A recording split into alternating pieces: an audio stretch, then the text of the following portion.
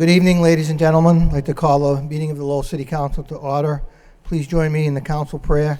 Dear God, today as this session opens, we pray that your presence will be before us and everyone who serves in the decision-making process of our city. We pray for direction which will lead our city to be strong and unified. May we continue the legacy of our founders. May we be granted this day the wisdom to make decisions which will be for the good of our city. We also pray for your special blessing on all those who are working to transform our city and make it a better place to live and work. Amen. Please join me now in honoring America. I pledge allegiance to the flag of the United States of America and to the republic for which it stands, one nation, under God, indivisible, with liberty and justice for all. Thank you, and good evening. Clerk, call the roll, please. Councilor Martin. Here. Councilor Mendonça. Here. Councilor Mercia. Here. Mayor Milanazzo. Here. Councilor Murphy. Here. Councilor Broderick. Here. Councilor Caulfield. Here. Councilor Dakota. Here. Councilor Elliott. Here. 9 present. Thank you. The chair recognizes Councilor Caulfield. Thank you very much, Mr. Mayor. Requesting a moment of silence for darkened chambers for Ralph D. Volanino, a loving and devoted husband, brother, uncle, colleague, and friend. After 29 years of dedicated service, Mr. Volanino retired as captain from the Lowell Fire Department on September 14th, 1992.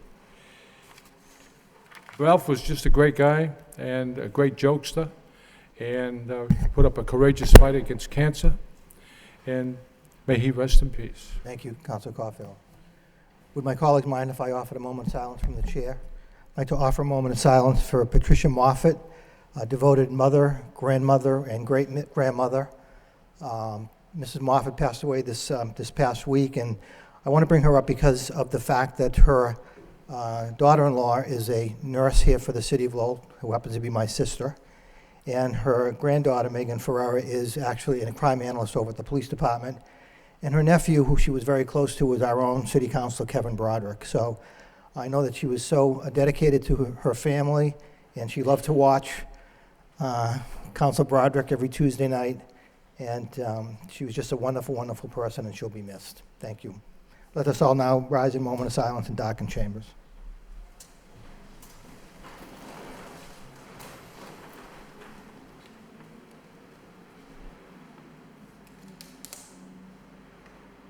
Thank you. May they rest in peace.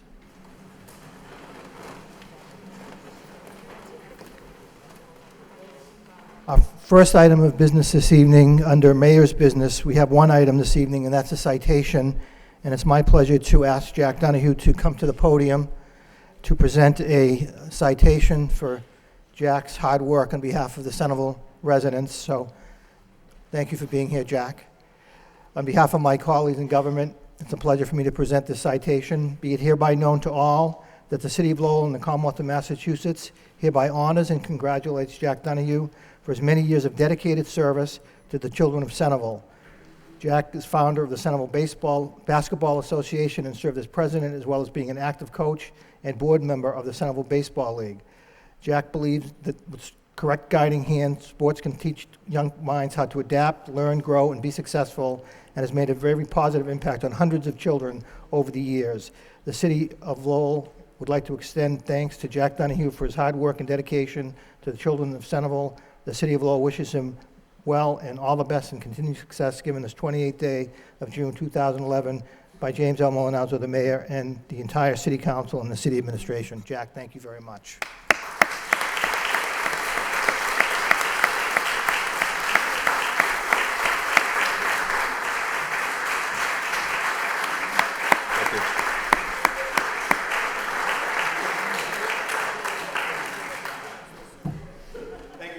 Thank you, Jack. Thank you. Thank you for all you do. What I'd like to do before I ask for suspension, I'd like to have the minutes of the June 14th meeting for acceptance. Motion by Councilor Mercia, second by Councilor Murphy. All those in favor indicate by saying aye. Opposed, it's a vote. The chair would like to recognize Councilor Rita Mercia to suspend the rules to bring up two items forward. We have guests from the various neighborhood groups. We had an event earlier, and we have a number of people who are interested in speaking on Councilor Rita Mercia's motion. So I'd like to do that now if we can suspend the rules. Motion by Councilor Mercia to suspend the rules, second by Councilor Elliott. All those in favor of suspending the rules signify by saying aye. Aye. Opposed, it's a vote. The chair would recognize Councilor Mercier, or do you want to do, why don't we have Anne Marie Page come to the podium? Yes, that'd be fine. Anne Marie, why don't you come to the podium and talk about lights on, crime off? Thank you. Thank you very much. My name is Anne Marie Page. I'm the president of the Centerville Neighborhood Action Group, and I live here in Lowell, Mass. This is a kickoff night for a special project from the neighborhood groups to the city of Lowell. Our project is called Lights On, Crime Off. We commend Police Chief LaValle and the men and women who serve on the LPD. They do a difficult job, they do it very well, but they can't be every place and see everything. That's why it's so important that we, the citizens, help them in their duties by keeping a watchful eye. Why was this campaign formed? Lights On, Crime Off. Other neighborhood leaders are here because this is so very important to all of us. This was formed to take a proactive approach to addressing concerns of neighborhood safety, focusing on crime prevention. How was it formed? Neighborhood groups and Coalition for a Better Acre working together and supporting the efforts of the police and the efforts of the city of Lowell. What is the goal of this campaign? To get more neighbors to turn on their lights. Put on your porch light. Keep it on. Be a good neighbor. Be friendly. Fight crime. It's an excellent way to deter crime, since many crimes are committed in the darkness. So how are we going to reach that goal? By working together with the Lowell Police Department to target crime hotspots, by neighborhood and neighborhood groups, and the Coalition for a Better Acre to reach out to the businesses as well as the neighbors. And our very first business to sign a pledge to say, yes, I'll leave my lights on all night. Put your light on when it gets dark, shut it off in the morning, is Councilor Frankie Dakota here with us tonight, who owns a business in downtown Lowell. So she was one of the first. Taya, do you have some pledges? So if any of you councilors didn't pick up a pledge out front, we have some for you now. You want to give those out? Thank you. So you may have signed them, or you may have a friend or neighbor you want to give one to so they can sign it. You can either return them to the Coalition for Better Acre office, or you can even drop them off with Mike Damaris and he'll see that we get them. Mike Damaris' neighborhood services downstairs. Excellent. So we hope you're all on board. Put your porch light on when it gets dark. Leave it on all night. Shut it off when you get up in the morning. It's only going to cost you 7 cents. And I don't think there's anything left that you can buy for 7 cents. I thank you for your time. Be a good neighbor. Put your porch light on. Hit that switch. Lights on, crime off. Thank you, Anne Marie. I want to thank all of the neighborhood groups for being here this evening. Thank you so much. Moving on to the second item while we're under suspension, motion by Councilor Rita Mercia. City Council requests the city manager to request the cemetery commission to revisit the rules and regulations and the policies for carry out those rules and regulations that relates to gravesite maintenance. Seconded by, who seconded? I'm sorry. Seconded by Councilor Elliott. Councilor Mercia. Thank you, Mr. Mayor. I believe there are quite a few people here ready to speak, but I just wanted to say that I know that what happened was not anybody violating the rules. They did follow the rules, so I'm not here to say I'm blaming someone or I'm passing off judgment on anybody. Maybe over the years, rules were not properly followed and people got familiar with the way that rules were, and then the foreman probably left, or even someone could have called in City Hall and complained that too many ornaments were on grave sites, and that triggered the city to make a response to go over and give an order to someone, and it trickled down to people that were told to do a job, and that's what probably happened. All in all, what happened was very insensitive. So I just like to say that sometimes we have rules and we have to follow the rules, and if we don't like those rules, we change them. And that's the gist of what I intend to do right here.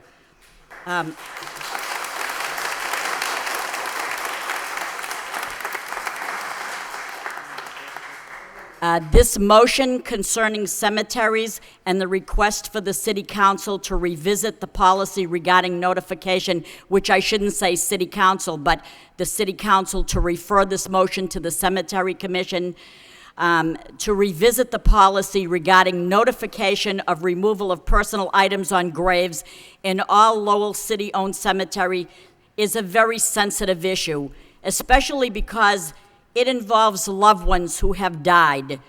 It's always very difficult to interfere with people's emotions, and we know that people grieve differently.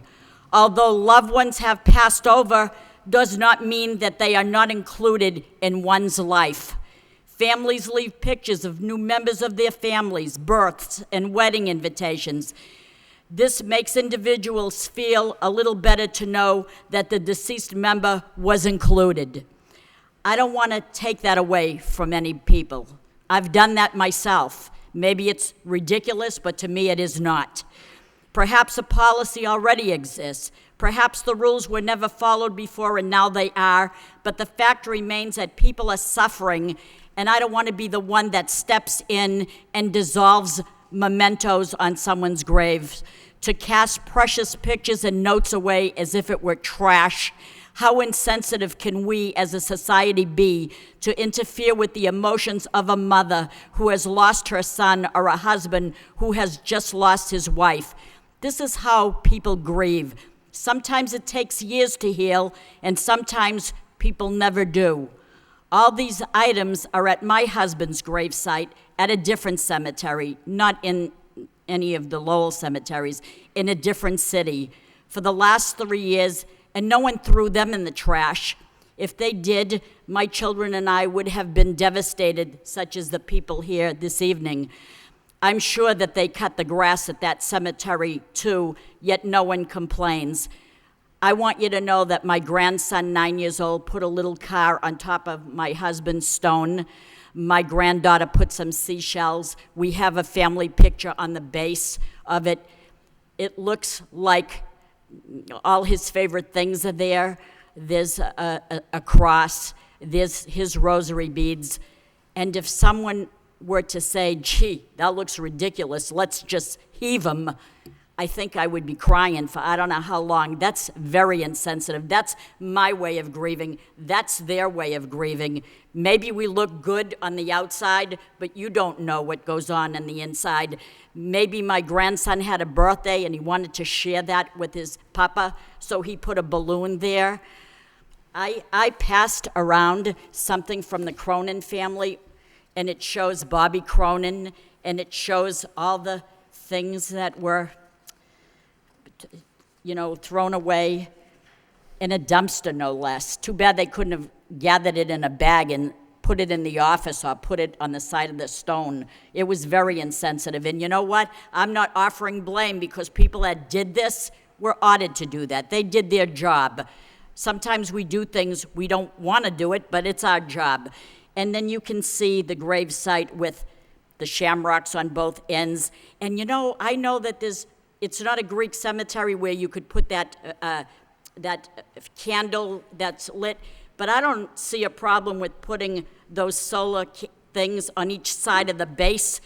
And why I say that is because when I looked at the regulations, and it says only one flower bed is allowed upon each lot.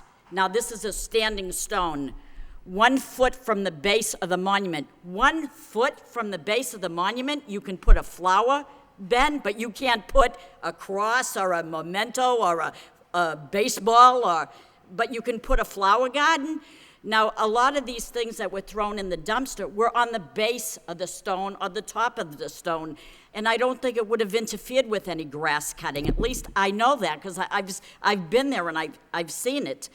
Perhaps we revisit this policy and retool it and rework it so that we can be more humane. maybe we can ask people to move items on their own stone unless it encompasses the grass. Maybe we don't ask people to remove items on their own stone if it's on the base or on top. It's not interfering with any grass cutting unless it encompasses the grassy area, like if you put a cross made of flowers. After a while, you have to remove that. They have to cut the grass. But perhaps if we have a concern with a particular stone, the cemetery workers can contact the office to see who owns that gravesite and address their concerns directly to the family by phone. There are better ways of handling this. This motion is merely asking for that to happen. So I would like to refer this motion to the Cemetery Commission and ask that they notify the councilors when they take up this discussion so that I might be able to go, or someone else, to see if I can have an input into their retooling of this, the cemetery rules, and offer it to the public. Because, you know, some ideas and creative ideas come from the public, not from me. And so I want to thank everybody for coming here. They probably want to speak. We do get the idea. I don't want to belabor this issue.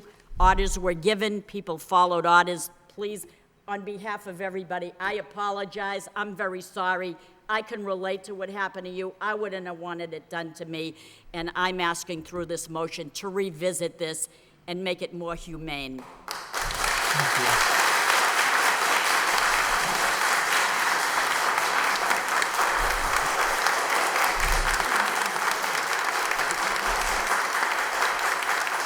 Thank you, Councilor. Thank you, Councilor Mercier. Before I open it up to those who've registered, I'd like to recognize our city manager. Thank you, Mr. Mayor, and thank you, Councilor, for the motion. I do think that there are some opportunities here to look at the policy, and the city administration certainly will work with the Cemetery Commission to review that and try to identify the interests of all parties involved. The people certainly that are here tonight that have been affected by what took place, the other owners or the other people who utilize our cemetery, that have loved ones there that have a different perspective. Certainly the intent here is to provide a cemetery that meets the needs of the entire community, and that you know, we can make sure is really the first-class facility that all the people of the city of Lowell and those that are buried there deserve. And from the standpoint of the city administration, I had an opportunity before the meeting began to speak to a couple of people that were here waiting for the council meeting to start, a couple of people outside that also were waiting for the meeting to begin. And I want to extend from the city administration my apologies for the way that this was handled. I think that while people's intentions may have been good, clearly, it was not handled the way it should have been, and what all of you deserve. And so I want to apologize as well. And we pledge to work with you, with the Cemetery Commission, to put in place the right policies, the right rules that make sense for everyone involved. And again, my deepest apology to you for what you've gone through. Thank you. Thank you.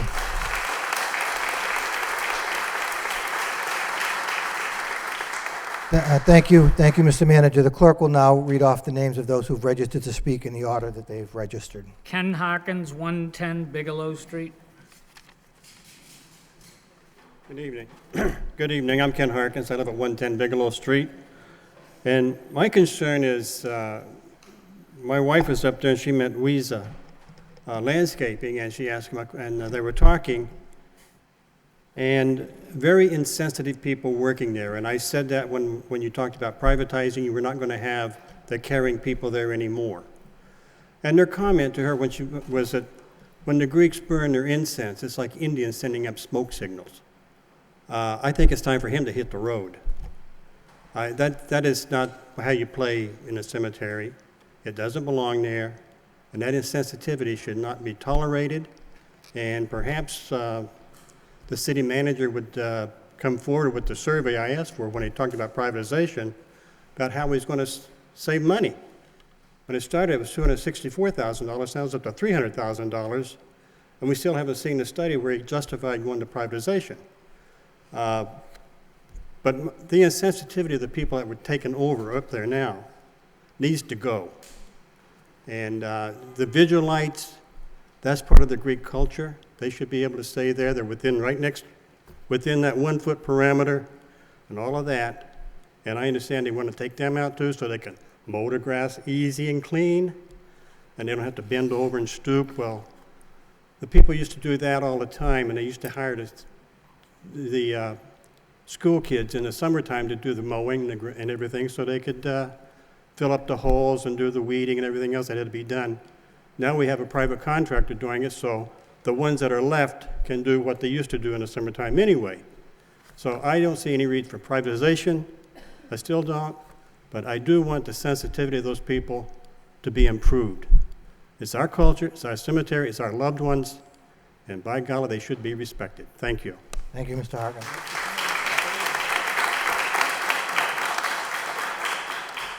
Donna Quinn, 89 Blossom Street. Hi, good evening. My name is Donna Quinn. My mom is Simone Quinn. Her father was the mayor of this city for 2 consecutive terms, George Ayotte. And not only did we not bury her with her dad, which there is a plot at St. Joseph's, we chose to put her at West Lawn 2 where we could go and grieve and be allowed to plant flowers and be allowed to put stuff on her headstone and not have it removed. And that's why we chose the cemetery and not to be buried with her parents. And for them to come through and just remove everything that we have left. We understand there can't be edging. We had a flower bed. The new weed whackers, the new contractors have come in and they've taken their weed whackers and just gone through all of our flowers. And they've just started 2 weeks ago. So even the planted proposition that they've allowed us to have, they've just gone through and cut that all down now too. So not only did they, on June 11th, take every memento that we had there, now they've come in and just weed whacked all the flowers that we've planted. They didn't even get a chance to bloom. They were just cut before they had a chance to bloom. Granted, she's only been there since October of last year. When we got our books, nowhere did it say you couldn't have solar lights. Nowhere did it say you couldn't have a wreath on the tombstone. Nowhere did it say you could not have the flower beds. We put a fence around it to protect it so that it wouldn't. But if we were notified that they were going to cut on Tuesdays or Wednesdays or Thursdays, us as a family would have gone and removed this. And I don't understand why there's nobody in that cemetery committee that opposing, according to Tom Belgard, none of them knew that this order had been given. How can they have a committee and one person make that decision and not notify the rest of the committee that on this date this is going to happen? When we showed up at that meeting that Tuesday after the 11th, they had no idea why we were even there. I went to visit my mom at 7 o'clock at night on Saturday. Sunday morning when I went back there at 10 o'clock, everything was gone. This is not even something that they did during the daytime. It was at night while nobody could see. And they came in and took everything. And I would like to nominate that maybe there needs to be someone that, okay, the cemetery committee, but what about if somebody wants to get written approval? They say you can get written approval to have something put in if you get a written permission from the cemetery people. Well, what about having somebody else that can represent the families and say, okay, well, this is what you'd like. Okay, let me propose it to the cemetery committee and at least have a vote. And then if it's approved, we go back and we tell the family, yes, it's approved. If it's not approved and we think that it should not be there or the committee has voted, then we can at least let the family know, I'm sorry, you can't put that there. But to tell us we can put things there and then just rip it away without any notification is not fair. And they said that they sent out letters to 32 people. I was not one of those 32 people that got a letter. I would have removed my mom's stuff instead of it had just been taken away from me. Okay? Thank you. Thank you. Thank you.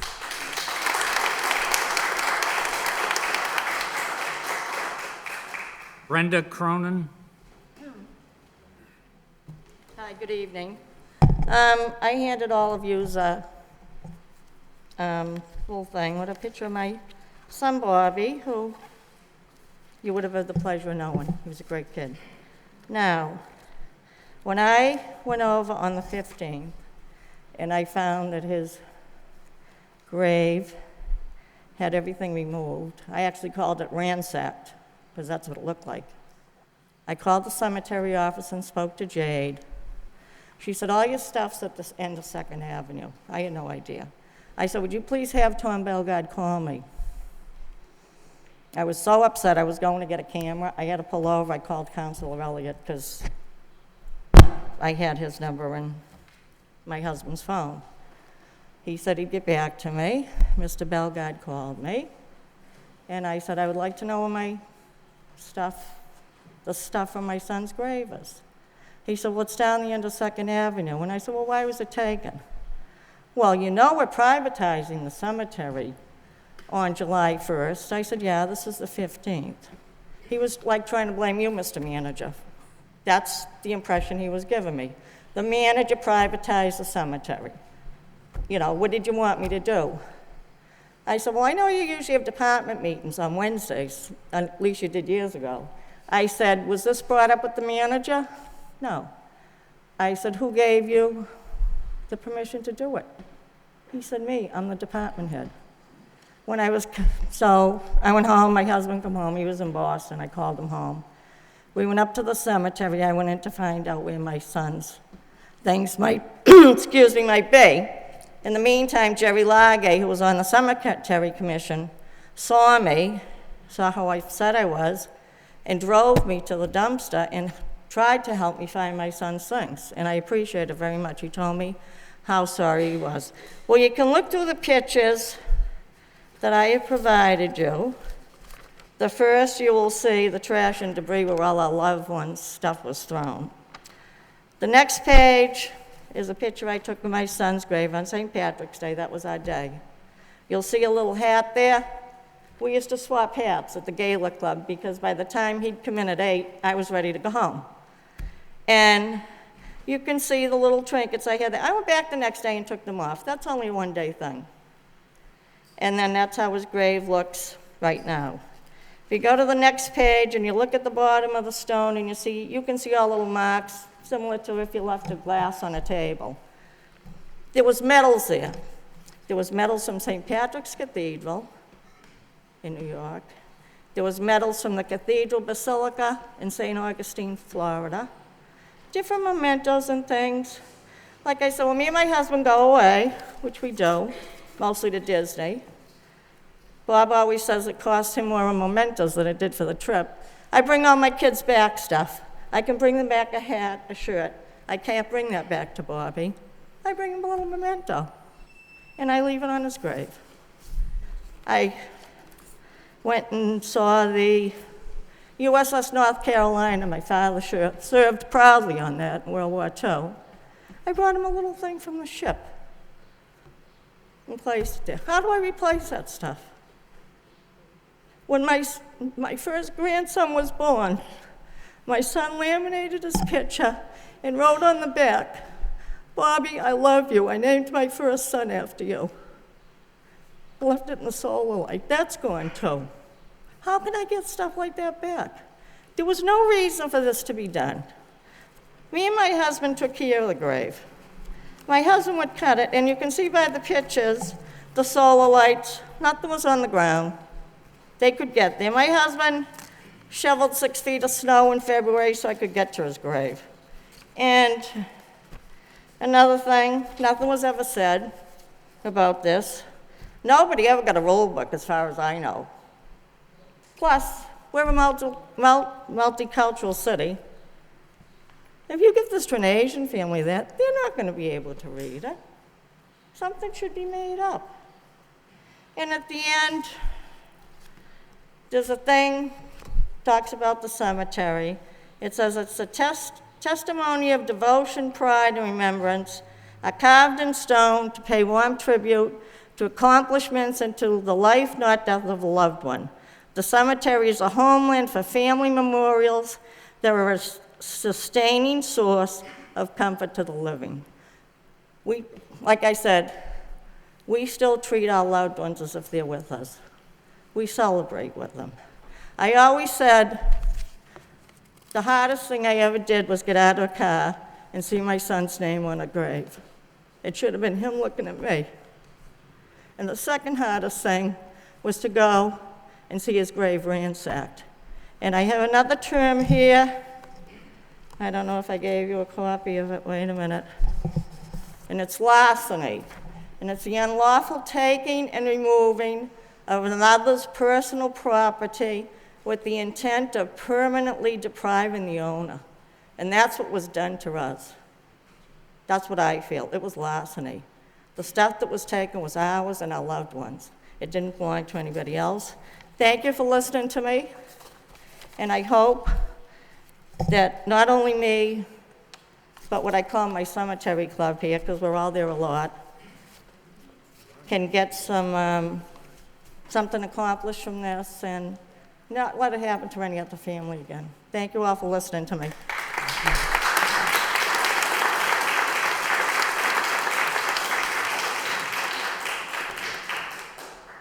Father Lenny, St. George's Church. Good evening, Mayor, Mr. Mayor, and distinguished council members. My name is Father Lenny. I'm the pastor of St. George Antiochian Orthodox Church here in Lowell. I've been pastor here for 10 years.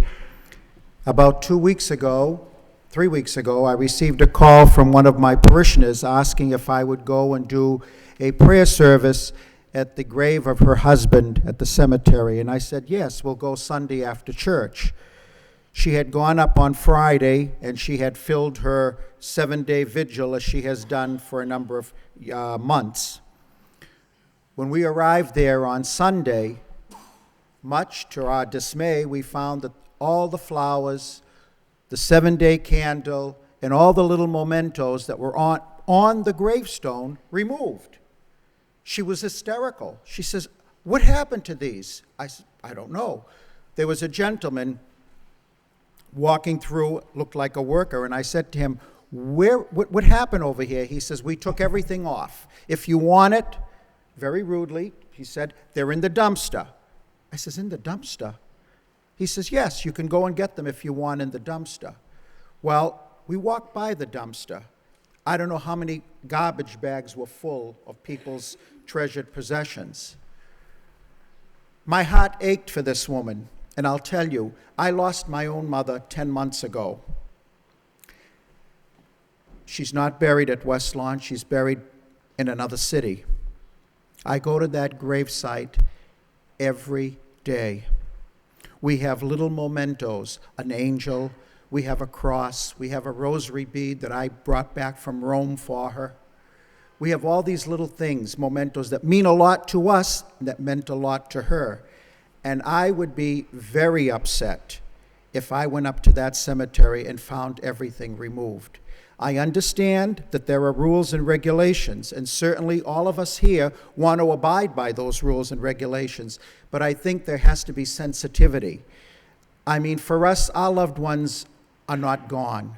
They're with us each and every day of our lives. We cherish their memory, and if we want to put a little picture of a grandchild or a little angel or a cross or whatever momentum means something to us, we should be able to do that without thinking that tomorrow, if I come back to that cemetery, all that stuff is going to be gone and thrown in the garbage. So I think all of us need to work together to resolve this very, very sensitive issue. You know, since coming to Lowell, I have to tell you, it's a city with such diversity of culture, but yet everybody works well together.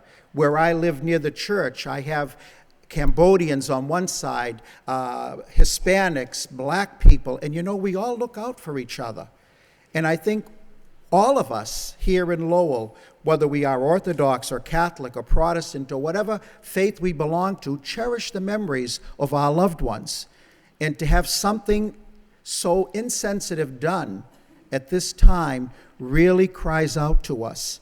And I hope that, again, working together with the City Council, the Mayor, the Commissioner, that we can resolve this issue and that we can all rest easy that this will never happen again. Thank you very much.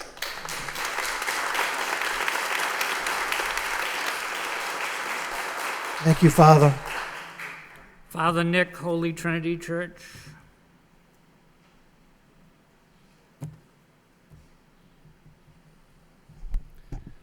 Honorable Mayor and council members, thank you so much for the opportunity. I had so many things to say until I listened to Rita speak so succinctly and from the heart, and I think that she covered pretty much everything that we all had in our minds and our hearts. As priests, we're here to focus on the pain of the people, and I think this has been evident here tonight with all the statements that people made. I was also very, very pleased with the sensitivity of the council members here, and even with the apology that you expressed a little while ago. So I will not belabor the point. I will say that I'm very pleased with what I'm hearing here tonight. I'm very proud of all of you because you seem to be very understanding and welcoming the words and the pain of all the people here, and I'm convinced that you will be able to revisit the rules and regulations, and most especially the implementation of those rules, because it appears to me that this seems to have been a glitch on the road, and I'm certain that you will do the best you can to implement these rules wholeheartedly, being considerate of all the people here and the people who are not able to make it. Thank you so much from the bottom of my heart.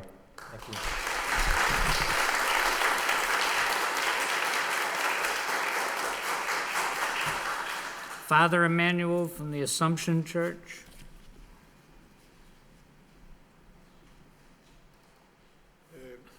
Honorable Mayor and City Manager, dear council members, I was involved in this because my parishioners came with tears in their eyes, begging me to come and defend their right to work, to respect and express their love for their people. For me, the cemetery is a sacred space. It is a sacred space and a city within the city because the people continue to relate despite the biological death. And as they relate to one another, and especially to those who have left from this life, they want this relationship to be personal. For this reason, they had mementos on the graves and the stones, and also for this reason, they visit almost every other day the cemetery to pay their respects and to be in conversation with their people. I think Lowell is a multicultural city. It emphasizes religious and ethnic diversity, and it challenges us to live together. But multiculturalism is not exhausted in ethnic festivals and holidays. Multiculturalism and multi-religious communities are reflected also in the cemeteries. And we have to learn to respect the different cultures that we have here in Lowell. And we have to allow the people to express their personal feelings for the people that they left. Because even if they left, they continue to live in their hearts, and more than that, they continue to live in God's love. Therefore, I will ask you, in the spirit of multiculturalism, to allow the people of Lowell to express their personal relationship with their beloved who left from this world in their own way. Certainly, there is a need of rules, but the rules must not be insensitive. You must agree with me. When you throw crosses, angels, and mementos loaded with personal memories and emotions, you are creating an arrest And it is a sign that the spirit of multiculturalism has not penetrated the city of Lowell. So it is my appeal to you to revisit the laws, the rules, as Rita has suggested, and try to live up in the reputation of this city as a city that celebrates diversity. It allows all the people to express their faith and their culture, not only in life, but also in moments of sorrow and separation, and allow the people to be people and be connected in a personal way with their people in the cemeteries, in the person. Every cemetery lot is a history. It is a life. It means a lot to the people.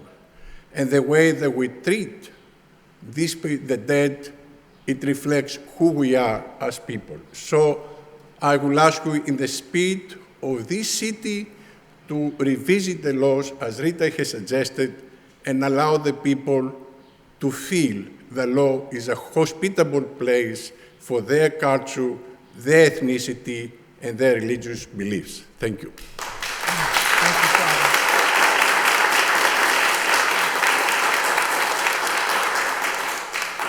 Peggy Dumay, 3 Main Street.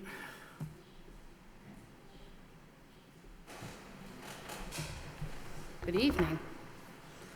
As he said before me, the father, Rita Mercier, just about covered everything I was wanting to cover. I'd like to pass around a picture of my daughter. She's buried in West Lawn 2. She died 2.5 years ago on January 15, 2009. I go to visit her daily. I see a lot of these people there. I see how they take care of their plots and how they keep up with them. They trim the grass, they cut the flowers, they water the flowers, they shovel the snow. We, as Father said, we feel they're still part of us. They're with us. When I go there, I have coffee with my daughter. I bought a chair, keep it in my trunk. I pull it out, I sit there and have coffee on Saturday, Sunday morning with her. I feel a closeness. And no one should take that away from me.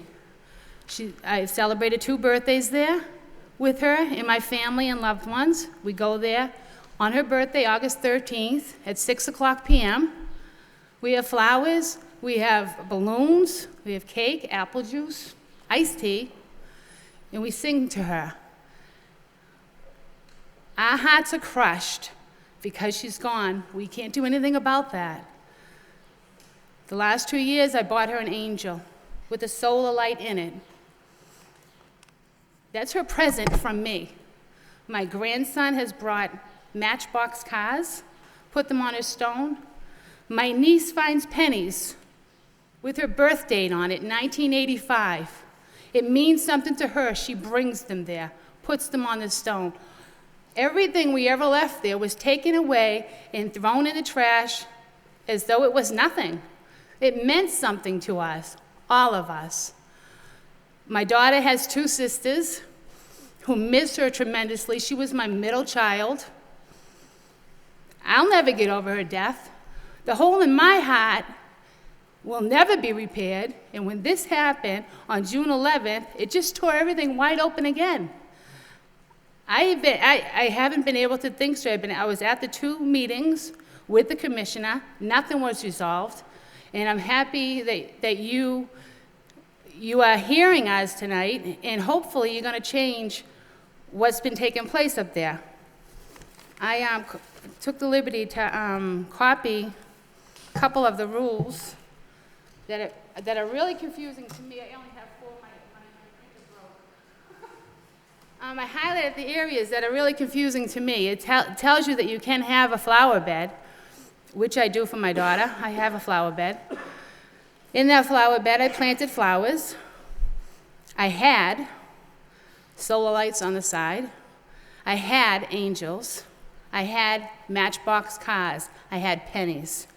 I had little stones, glass stones of hearts. Everything's gone. At my daughter's plot, the 1 foot we're allowed I have it bark mulched. I take care of that. The cemetery does not take care of my daughter's plot. I won't allow that. That's my job. That's my daughter. The man, I forget his name, that worked before Mr. Tom Bellegard, he come over to me one day when I was planting flowers for my daughter and told me everything looks really nice. Never said nothing about, oh, you need to remove this, that, and the other thing. He was a nice guy until this guy, Tom Bellegard, took over. He's going by the rules. In the rules, it states you can have a flower bed. That the cemetery commission, the cemetery is not responsible for if you leave shells, any kind of ornaments. They're not responsible if those get broken. I understood that when I put my stuff there. It didn't get broken. It was there for 2.5 years. It never got broken. It was taken away. And it shouldn't have been. And I'm glad you are recognizing that it wasn't done the way it should have been done, that rules need to be brought up to date. We're in the year 2011. You know, I mean, people grieve in a different way. I know I do. My youngest daughter, she's 21. Very rarely does she visit her sister. That's her way of grieving. I visit her every day. My other daughter, she visits probably just as often as I do, but she doesn't tell me.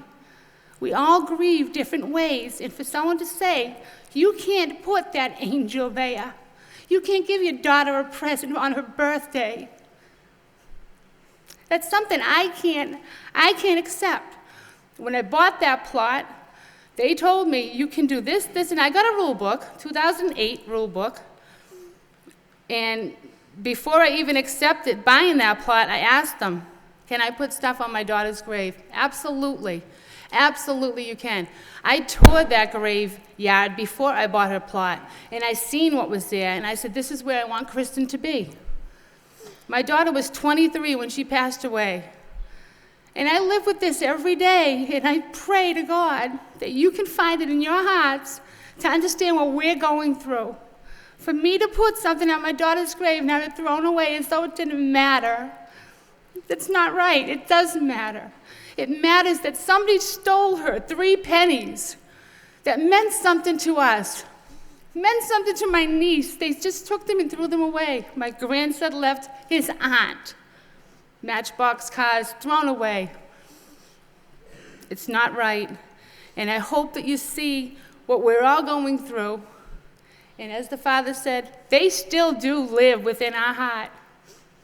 No matter what anybody thinks, this is the way I grieve. And I will continue to go there daily. And I hope you take some of our, you look at us and maybe you can get some kind of sheet together and have us write down suggestions. Because we're part of this. Taking our suggestions would probably be a wise thing to do. To figure out, solar lights. That kills me. That kills me. Why can't we have solar lights? You're going to allow somebody to come along and light a candle inside some kind of vessel, but a solar light is prohibited? Why? Isn't Lowell green? What is that hurting? As long as I keep it within my flower bed, what is the problem? Lawnmowers can get by there. They don't need to go inside their bark mulch and pull out grass that's growing or weeds that are growing, because I do that. They don't need to do that, and they know that. Mr. Bellegard knew this. Thank you for listening to me. Thank you. And I hope things will change for the better. Thank you.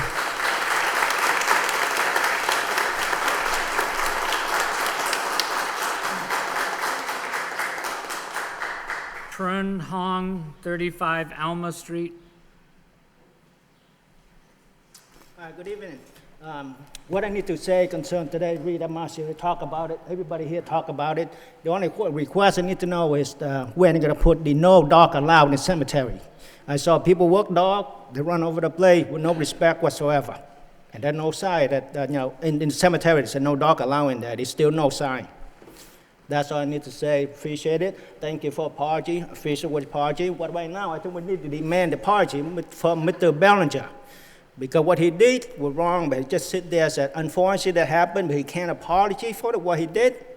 And the quote in the Lowell Sun here said he didn't authorize the worker to put the ornamental or the membrane in the dumpster, so what would they do with it?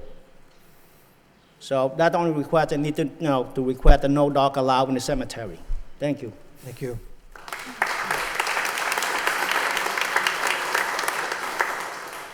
Susan Angove.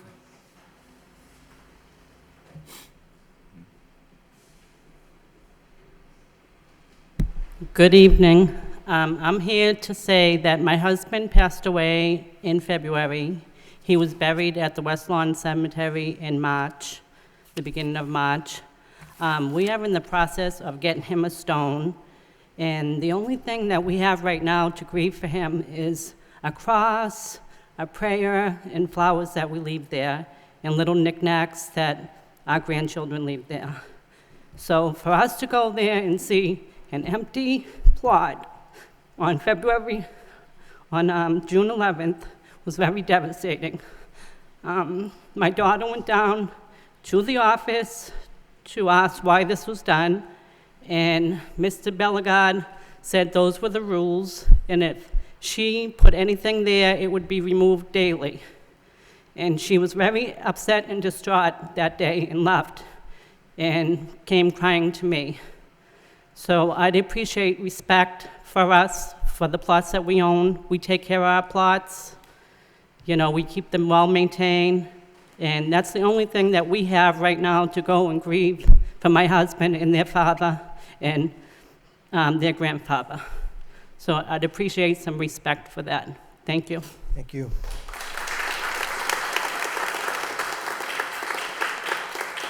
Layla Hall.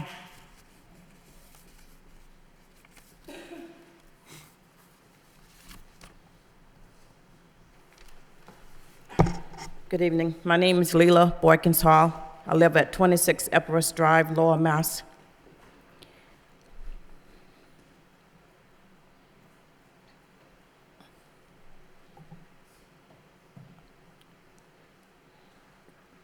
We have a family plot in West Lawn 2 Cemetery. The family name is Boykins. In 2004, we had a tough year, losing 5 family members, with 4 of them buried in West Lawn 2. Therefore, since 2004, we have faithfully placed silk flowers in 2 vases and around the base of the headstone in celebrations of birthdays, Mother's Day, Father's Day, Memorial Day, 4th of July, and just because we love you and we miss you days. We have faithfully cleaned around the headstone, pruning, cutting the grass, the wild weeds that would show up sometimes between the flowers. We regularly change the flowers so it would always look good, because to us, our loved ones are still there.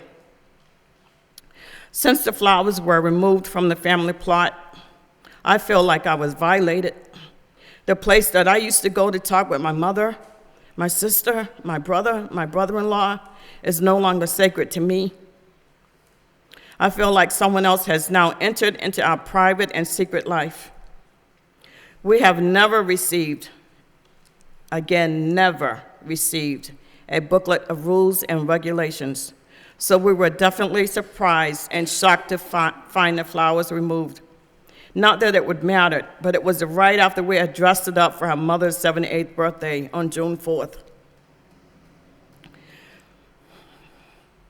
I went over to the cemetery commissioner's office to inquire why we weren't notified. The female staff person there told me that they could not afford to send a letter to the almost 2,200 people. It's a sad day when the city this size cannot invest $1, which probably would have been the cost of a stamp and an envelope, on behalf of a resident by not mailing a proper notification of such a significant enforcement.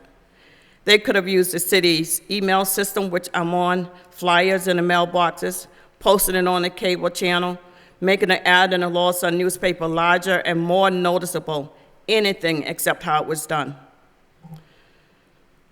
I would never say that anyone should be fired. But Mr. Bellegarde is not a true representative of the city of Lowell. Matter of fact, he's an embarrassment to the city council, to the manager, and everyone else. I'm sorry, those are my feelings.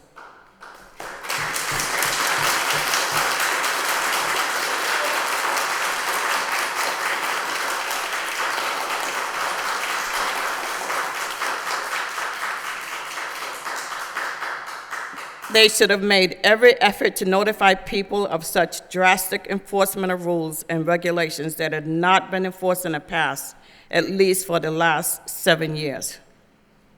Secondly, when I inquired about their destroying flowers we had just purchased, the female staff person told me, in no uncertain terms, that I could go to the dumpster and get them out, because that is where they were. There is 2 large dumpsters down back. This is such a callous and insensitive remark and warrants an apology at least, or sensitivity training from the staff at the Cemetery Commission. I can't change the wrongs that I feel was done to me, but going forward, my request is that we review the rules. There's one section on page 6, section 1 states that no artificial flowers can be on the grave except during the winter months. My request would be that artificial flowers be allowed all year round, as long as they're kept neat and not to exceed the 1 foot from the base of the monument or the headstone. And I just want to thank everyone here, but personally, the city manager personally apologized to me, and last week we asked for Mr. Bellegarde to do that, and he couldn't even do that. City manager, I appreciate that. That meant a lot to me. And Councilor,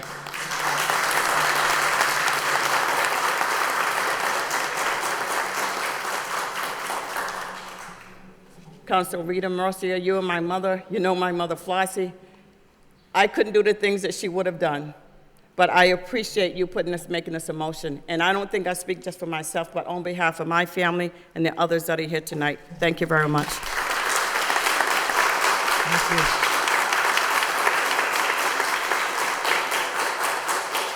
you. There's no one else registered to speak, but while we're under suspension, I'm sure my colleagues would allow anyone else who would like to come up to the podium. If you'd like to come up to the podium. Your name and address, please. Name's James Robert Clow, Jr. I live at 207 Wilder Street. I've been in Lowell all my life. I lost my little boy September 4th. He's 19 years old in a car accident. When I bought this cemetery plot, I liked it because you could decorate. They said I could have solar lights, you know, and I'm still living with this, and it hurts so bad. I go there, the lights are gone. My kid puts pennies there and stuff, that's gone. There's rosary beads, I'm sorry, everything was gone. You don't know how much I go to that grave every day and I cry. I go on Facebook and I put down, there isn't a day that goes by that I don't cry and I miss you, little man. He was. And to go to that site and see that, it hurts so bad. I'm trying to get through this now, and to see that, my wife, I had to drive her home. She freaked out and almost had a nervous breakdown when she seen it. It's just that, you know, I got dyslexia. They said they put it in the newspaper. Well, I don't have it. I can't read good. And, you know, even if they didn't want to send out a letter, what's a postcard? A quarter? You know, giving everybody a thing. They said I could have that day. That was September 4th when I asked.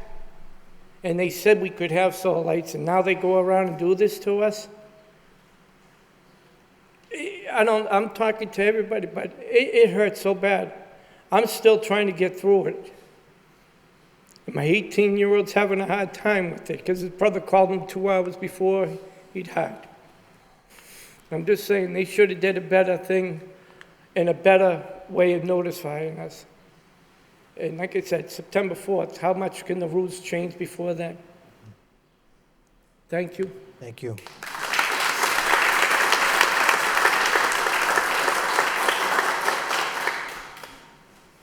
Yeah. There was an ad put in the paper. It is put in the paper just before Memorial Day every year. Last year when it was put in the paper, I had a panic. I went to the cemetery office. I asked them, what's this? You're going to take all my daughter's stuff? No, no, no. You don't have to worry about that. We're not going to take that stuff. You leave it there, it'll be fine. Went home, felt better. And it was fine. This is what Mr. Bellegarde's talking about. I had an ad in the paper. Yes, you do. You've had the ad in the paper for over 20 years. And I have people here that are 10 years at that grave, nothing's ever been touched. So no one's going to pay attention to that ad in the paper. It means nothing to us. Nothing. Because the people don't pay attention to that. So we don't. I just want to make sure you do that. Thank you.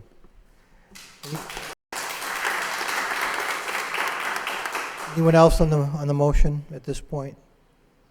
Hearing none, what's the wish of my colleagues? Councilor Mercia? Thank you, Mr. Mayor. Refer this motion to the Cemetery Commission because we don't have the authority to change the rules, but they do. And with that request, I'd like this council to be notified of when they may redo that or retool it. And I'd like the public to go and be notified as well, because, and we could notify them here on the council floor or through email or our website, because I think they have good ideas. I don't see a problem with this solar light. I really don't. And I don't see a problem with people putting things on the base of their stone. I've never, and as far as right now, let's cease assist any removal of anything over there right now. Thank you very much.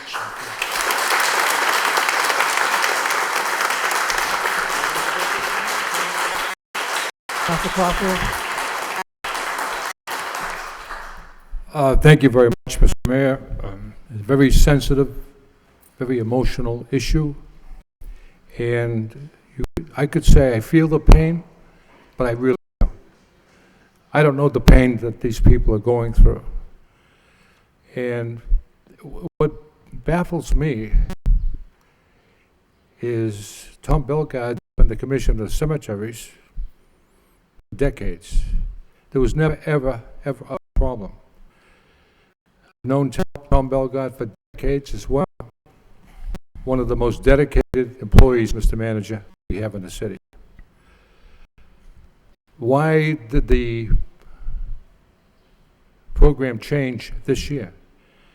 We have a contractor coming in doing privatizing the cemeteries and stuff. Why did it change, and who ordered someone to take those religious artifacts and memorabilia off those headstones? Who ordered that to happen? I understand the DPW was up there doing it. I'd like to know who. You don't have to answer me tonight, Mr. Manager, but I would like to know where the order came from for that to happen. Well, Mr. Manager?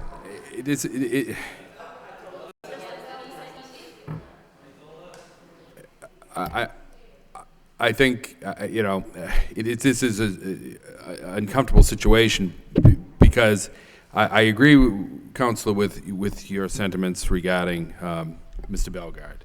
I think Mr. Bellegarde was in error here in making the decision that he made. But, and I will say that the private contractor that we have coming on July 1st was not involved in this decision at all. As soon as this happened, we reached out immediately to him and said, how did this, he was not involved in any of that decision-making. This was, I think, there was, as some people have noted, there was a changeover of sorts in the cemetery because the prior cemetery superintendent has not been on and apparently did not follow these rules. And I think there are flaws in these rules. I think that certainly solar lights make sense. Leaving mementos on the stones makes sense. There are things that can be done that allow people to grieve and grieve in a way that helps them. And unfortunately, in this particular case, a decision was made to enforce those rules, and it was done without notification, and it was done in a way, as I said earlier, that was inappropriate, and it should have been handled differently. I agree, Mr. Manager, but my point is, for years, For years, Mr. Bellegarde has been in charge of cemeteries, and there was ever a problem. This year, we have a contractor coming in, and all of a sudden, it was like a thief in the night, clean everything out. It has nothing to do with it has nothing to do with the contractor, Counselor. This was a decision made by the cemetery administration to do that, not the cemetery commission. The cemetery administration, and it was wrong. It was certainly wrong to do it in the way it was done. Anyone else on the motion? Councilor Elliott. Thank you, Mr. Mayor.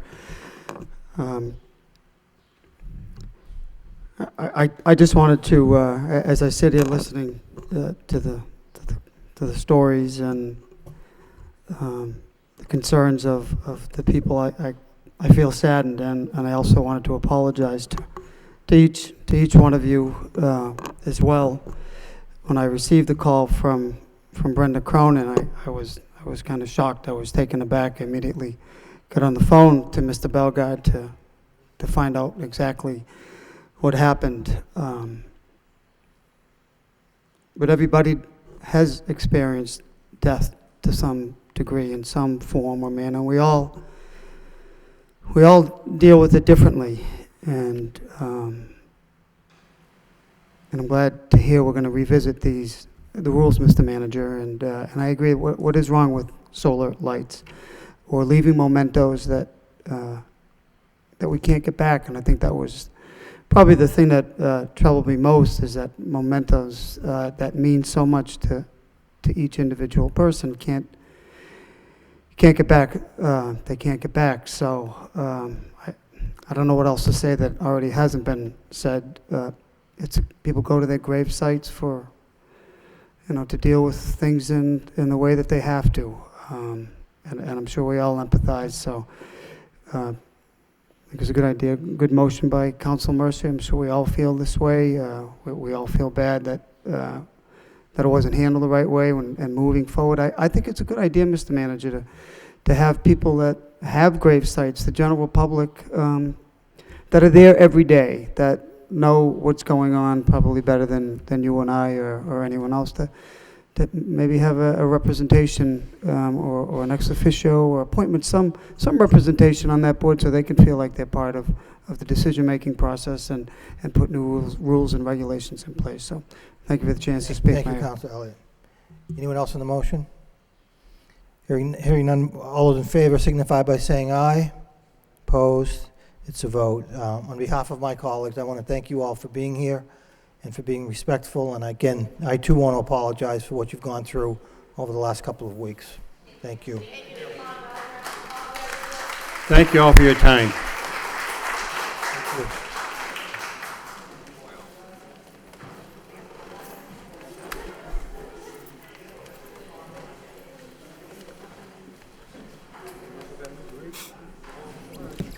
Thank you for suspending the rules, Mr. Mayor. Thank you. Thank you. Says it right in here. She only brought up the mementos. Nothing about the flag. The thing that he put in his thing clearly says, all grave sites will be used. He's going to ask you. I'm surprised. Nobody stood up. From Lowell. And Rita apparently didn't know about that. She would have added that instead of just the mementos.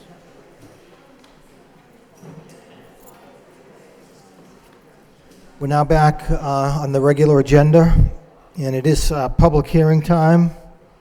I will direct you to item number 2 under public hearing. The first one is the loan order to borrow $1.3 million for eminent domain acquisition. I will give the second reading.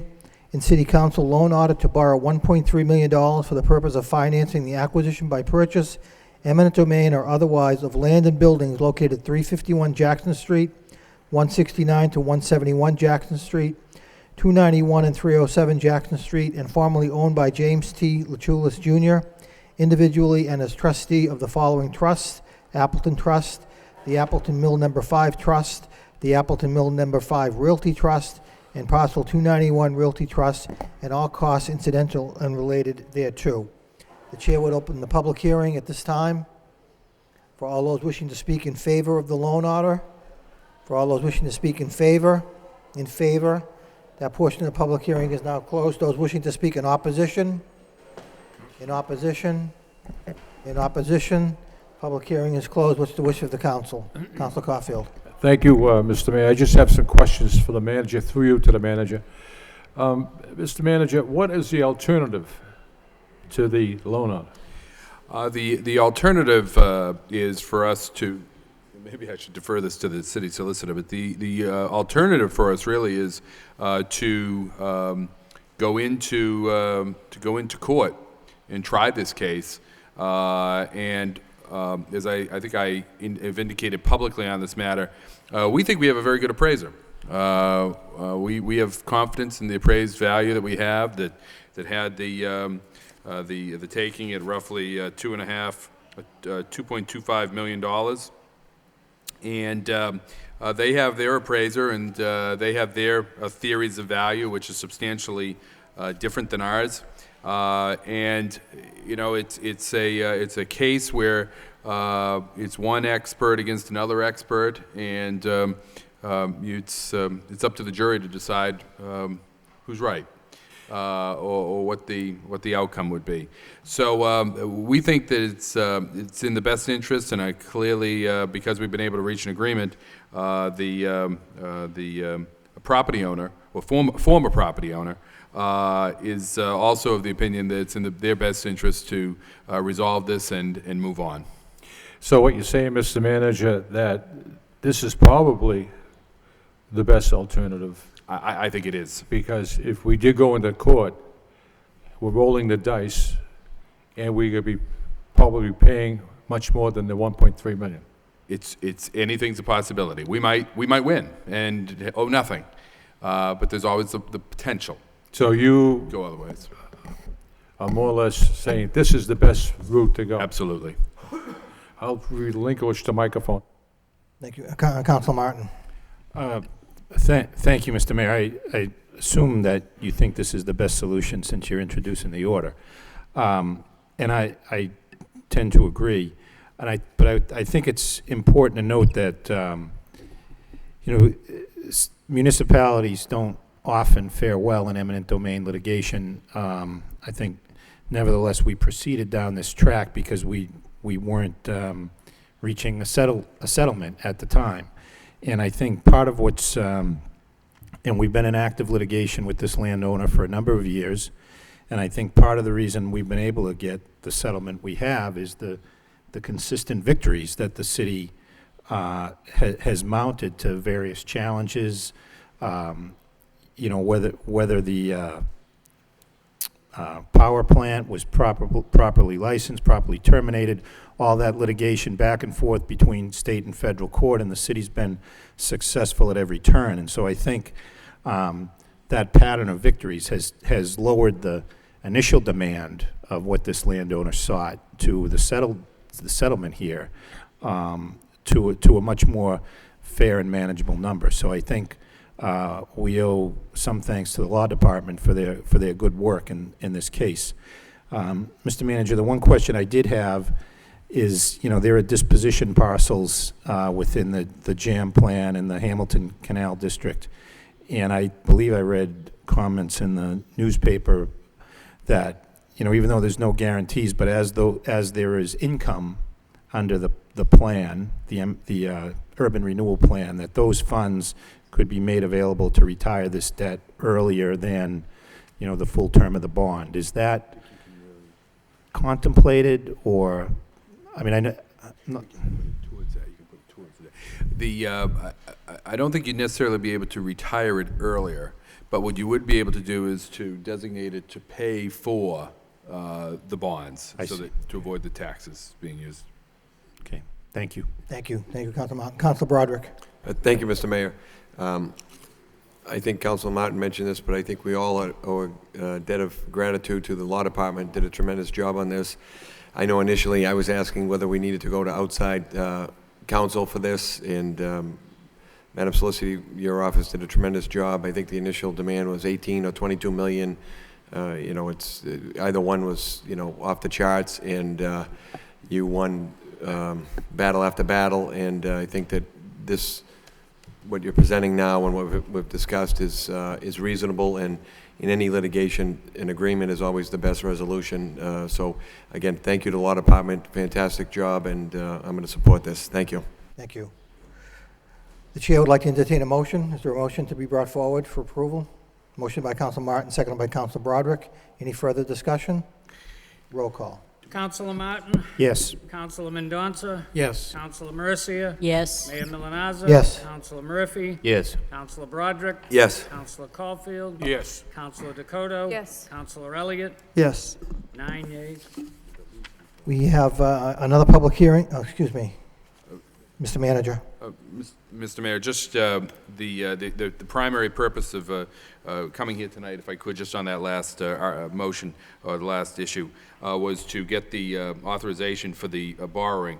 As the council knows, because we had an opportunity to discuss this as we strategized how to settle this, the settlement also includes some state funds that were paid to us for a portion of the property that's being used for the Judicial Center. That's $957,000. The historic fines that we assessed will be collected back. But there's also two other issues that will be brought to the council at the next meeting. Now that we've taken care of that, and that's the transferring 6 properties to the former property owner and those obviously have some value, although, as you know, they're sort of in a checkerboard fashion. So we'll be coming into the council with that at the next meeting. And then the parking arrangement that we have with, again, as part of this settlement, that will be paid at the going rate, the going residential rate. There is no discounted rate, there's no transfer of parking, but there's 125 spaces to be leased at the going rate for 20 years in the early garage, and that can go up as the monthly charge may go up. So that is a long-term lease that will also be brought to the council. So we wanted to get through that loan authorization, and then, as we've discussed, as we strategize this, take these other issues up at the next city council meeting. Thank you, Mr. Manager. The next public hearing is a utility public hearing. Extenet system to expand equipment to 4 additional locations. Extenet systems, let me just read the communication. Actually, it is, I'm going to ask the clerk to help me out here. Where are the 4 locations? I could tell you them if you'd like. Okay, well, all right, then let me just open the public hearing. Let me open the public hearing for those wishing to speak in favor. Name and who you represent. Yeah, Carly Cower with Extenet Systems. My office is in Westboro, Mass. So the 4 locations are approximate because they're utility poles. So it's the closest address we have to that pole. 32 Charles, 2 East Burnside, 22 Columbus, and then 6 in Fremont are the 4 new ones. There are 40 locations existing now. So I think council got, or should have gotten, a package that had the spec sheets for the equipment to be attached, the map of the 40 existing and the 4 new, pretty much a general petition to ask for the 4 new locations to be added. Okay, thank you. Anyone else wishing to speak in favor? In favor, that portion of the public hearing is closed. Those wishing to speak in opposition? In opposition, the public hearing is closed. Motion to refer to the wire inspector by Councilor Mendonça, seconded by Councilor Elliott. All those in favor of referring the request to the wire inspector signify by saying aye. Opposed, to vote. Thank you. Thank you. That's it. Thank you. That's it. Thank you. Thank you. Back onto the motion. Back on to the motions from our council meeting on June 14th. The first motion by Councilor Caulfield. City Council requests the city manager have the proper department or agencies to address the road conditions, specifically the cobblestones at the intersection of Central Street and Middlesex Street. Seconded by Councilor Mendonça. Councilor Caulfield.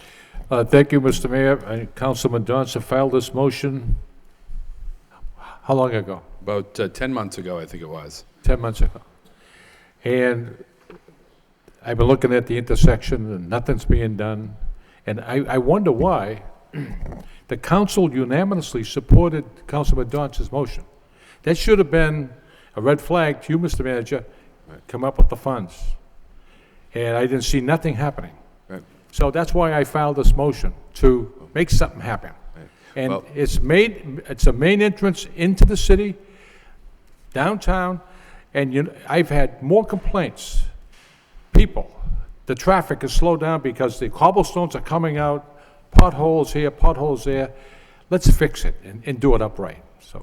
Mr. Manager? If I may, Counselor, I couldn't agree more, and I shared the sentiments of Councilman Johnson when he filed the motion, and it is a substantial cost. As we know, the money is tight all around, and so we have been working since Councilor when Mendonça filed the motion, but even before then, to try to locate money to do this, as we've done some other projects in the downtown area. And we actually, this past, and I apologize that we didn't get this list to you sooner, but we got you the list of all the road work that's taking place this year between the standard DPW work, the DPD work, the water department, the wastewater department, the Mass Department of Transportation. And included within that is, in fact, the Central Street work that we're talking about. As you know, we were very fortunate this year that we received additional Chapter 90 money. And when we learned that back in March, I instructed the DPW to move to work on the engineering to do that work. And that work is scheduled to start right after the Folk Festival ends. So that work will begin and be completed this year. And we're going to include Hurd Street, That will not be. The cobblestones will not be replaced. Right, thank God. But Yes. we're going to do Hurd Those- Street too. That right down, further down Central Street. It's Central, Warren Street, right. There's Warren Street. There's two Warren Street. locations that are going to be included within this. It's a terrible entrance into the city. I couldn't agree more, Counselor. And I guess I should be the maker of the original motion. I couldn't agree more, and it is something that, but it is very expensive to take those up and then replace that. There are also some historic issues that we're working with the National Park on with regards to the proper treatment. So that is taking place. Councilman Mendonça? Mr. Mayor, can I? Yes. I'm not finished. Councilor Caulfield? Okay. Thank you. You know, the cobblestones, people say they're historic. The reason we have cobblestones in the city, that was the only way of paving a road back then. And they are historic in a sense. But in the suburbia, they just had dirt roads. In Lowell, we had cobblestones, and we were probably head and shoulders above everyone else.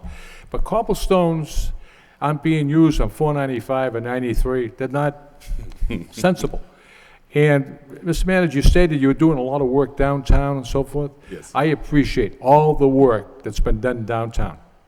But that was paid by a philanthropist, and we thank him That's right. every single day. It was not paid through the city coffers. That's Thank correct. Councilman Mendonça? Yes, I've certainly been advocating to repair those intersections for some time, and I'm glad it's finally going to be done. I know you had provided the cost earlier, so I'm grateful for that. And I knew that with the Market Street and Central intersection being done, that became the model for the others. So it gave us some experience with it, and we know what it will turn out like. So I'm very happy that these two intersections will be done this construction season, and then we can look at, I know there's one more intersection at the end of Central Street that is also cobblestone. It's not as bad as the others, so it could probably survive this season. But there'll be more, I think, to be done or considered in the future. But I thank Councilor Caulfield for bringing the issue up again. I thank for the administrations for already having this in the works, so thank you. Thank you. Councilor Dakota, and then Councilor Martin. Thank you very much, and to just echo the sentiments, we are all very appreciative of this work. It's a testament to your planning and also to the philanthropist who's helping us. We appreciate that. I do know that there is a meeting tonight about the bridge on Central Street in Market. Yes. And I just want to make sure that that work is going to be coordinated so that the street is not closed for the whole summer. Well, it is a real challenge to us. It's the whole street's not going to be closed, but we're trying to keep it open to the folk festival, and then because we do get quite a number of people to come in then. We don't want the traffic to be particularly severe then. But then lanes will be closed after that to get that work done. Again, we were trying to coordinate it. Unfortunately, it won't be done by the by the beginning of the school year. But we're working to do it in a way that's least impact on the residents and businesses of the city. Thank you. Council Martin. Thank you, Mr. Mayor. The one complaint I did get about the intersection that was done, and it's been very well received. You know, residents are happy with it by and large, but there were a few complaints about it's compared to what was there, very plain. The city, you know, at the Lord Overpass, the roadway improvements up there are kind of colored crosswalks and things. I'm sure that's a more expensive brand of concrete, but to the extent there's the ability to do this one better, and I suppose once you have one, you want it somewhat uniform, but I'll just pass that along as concerns that were expressed to me. I know historic people have to weigh in that, but that's a concern. Mr. Manager. And if I could, Councilor, that is the issue. It's the historic. We tried to look at brick as an alternative to provide a little bit of different look. And the historic people the National Park weighed in very heavily that with the design that was eventually put in place. I mean, I wouldn't advocate for brick because you're going to end up with the same problem, but it may be red color or something. But even that was so. Before we actually vote on the motion, if my colleagues wouldn't mind if I just commented briefly, since we've had a lot of spring and now early summer rain at the corner of Central and Warren Street, there is a 2-foot by 2-foot pothole now that has grown over the last few days. So if we can get to that right away, because we're really not going to be able to wait until after the Folk Festival. We'll do that before the Folk Festival. Okay, thank you. All those in favor of the motion signify by saying aye. Opposed to the vote. Next motion by Council Caulfield. City Council requests the city manager have the wastewater department investigate the sewer problem at the intersection of Wood Street and Princeton Boulevard. Seconded by Council Broderick. Council Caulfield. Thank you very much, Mr. Mayor. I received a call from constituents. The landlord owns the duplex homes on the corner of Wood and Princeton Boulevard, and they were inundated with raw sewage, ruined the basement and so forth. And they do have a claim into the city because it costs $3,000 or $4,000 for the cleaning. And I called Mark Young and I said, Mark, what seems to be the problem there? He said, excessive grease in the line. So the purpose of the motion is to find out if there's a business, a restaurant or whatever it might be, that's causing excessive grease into the line. And if there is, we should address it. And what they went through was unbelievable. So that's the gist of the motion. Thank you. Any further discussion on the motion? All those in favor signify by saying aye. Opposed to the vote. Next motion by Councilor Caulfield. City Council requests the city manager have the proper vote drawn for the city to accept Kearney Drive, and once accepted, add to the repaving list. Seconded by Councilor Martin. Thank you. I received an email, and probably my colleagues received the same email, so I did file a motion. Kearney Drive, I believe, is off Douglas Road. Yes. And if there's roads in the city, there's many roads in the city that need attention, but this road here has been forgotten. And I guess the email said it hasn't been accepted. So could we accept it? And then after we accept it, put it on the repaving list? That's the gist of the motion. We have a lot of hands up. Councilor Broderick, Councilor Mendonça, Councilor Martin. Councilor Broderick. Thank you, Mr. Mayor. I agree with the gist of the motion that we need to get this street accepted, and I know this motion is coming, I think, from Councilor Mendonça in terms of getting, prioritizing and getting streets accepted. And I think, and I don't know if we have a list yet in terms of how to prioritize them, or if there is a preference or a benefit towards certain streets and whatnot in terms of to increase our Chapter 90 money. But I guess through the mayor, that would be by way of a question to you, Mr. Manager. And also, I don't think it's as simple as bringing a vote forward. I think we have to send out engineers and make sure that the road is acceptable by engineering standards and so on. So maybe if you could, if you can explain that. If not, if you could get something back to us so that people at home understand it's not take a vote and we're all set here. Mr. Manager? If I could, and I won't have all the specifics on all of the process of accepting, but you're correct, Councilor, it is not just a simple vote to accept. There are survey work that needs to be done, some engineering work that needs to be done.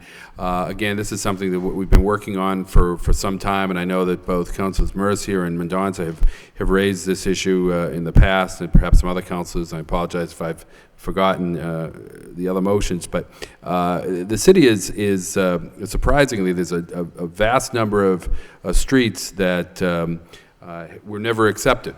And most interesting is, or most discouraging, I guess, is that there are many streets that were not accepted that were built as subdivisions back in the 90s and early 2000s. That's unusual for a community. That's something that most other communities have put in place a process for those new streets to be accepted as soon as they're finished.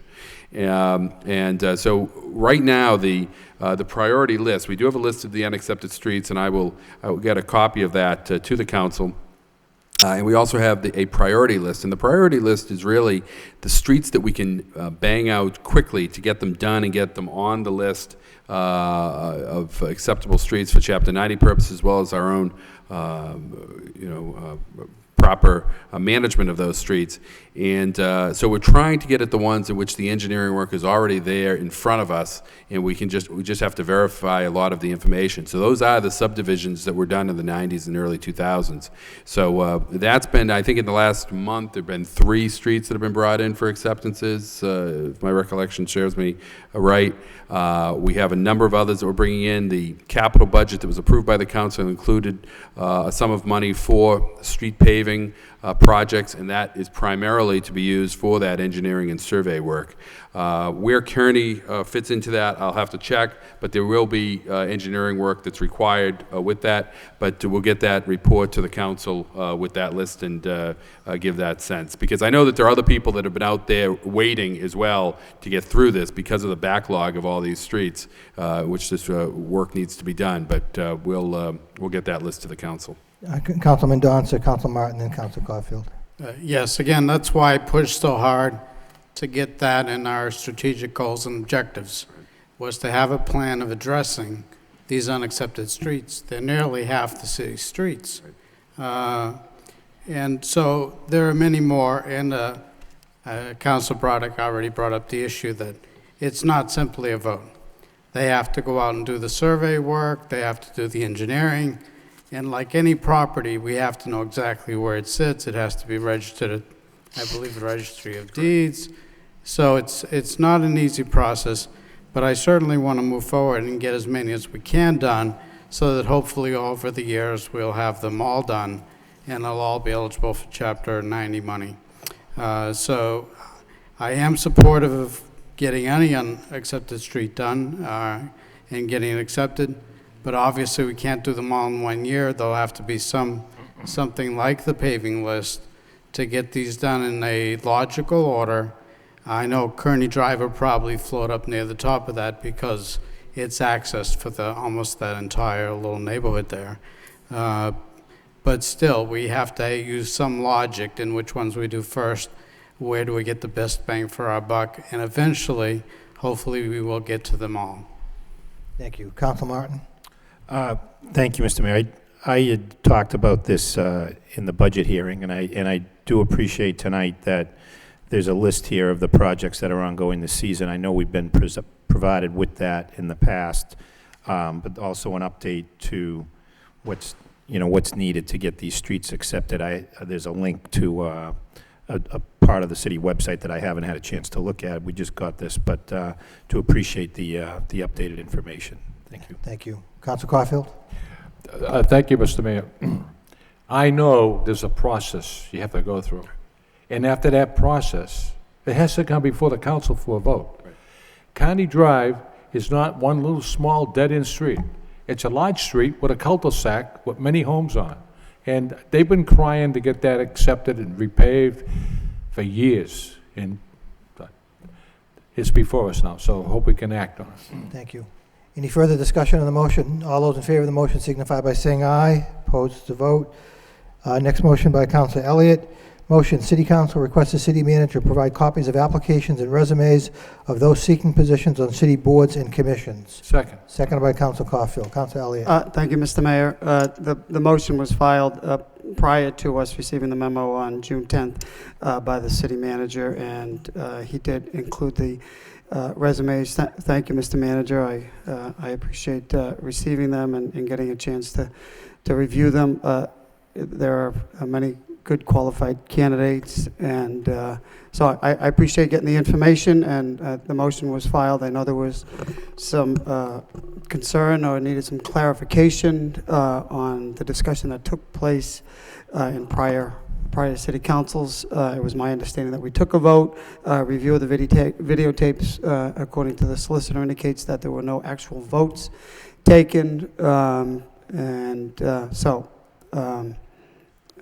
it was my mistake. I thought that we had taken a vote, but we didn't. But the policy, so there really is no policy in place, I suppose. I think it was just an understanding that we did receive them. So I would personally like for that to continue, and that's the reason why I filed the motion. Thank you, Councilor Elliott. Anyone else on the motion? Councilor Murphy. Thank you, Mr. Mayor.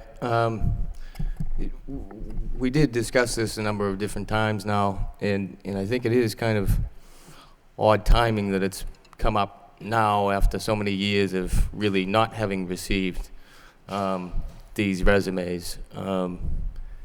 If the argument is being made that these are so critical to our judgment of whether or not the appointments made by the city manager are really qualified enough, then I'm not sure what we've been doing for the last 4 or 5 years.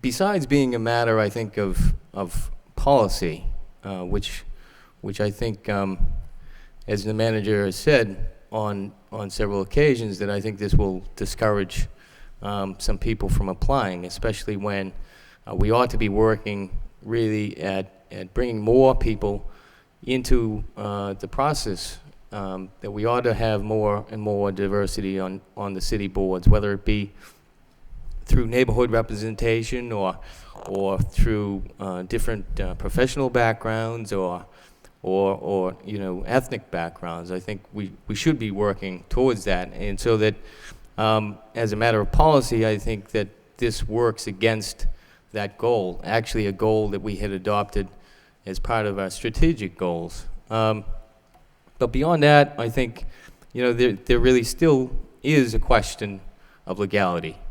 Perhaps, the privacy issues can be taken care of if you do have that policy of letting people know up front that the resumes will be made public.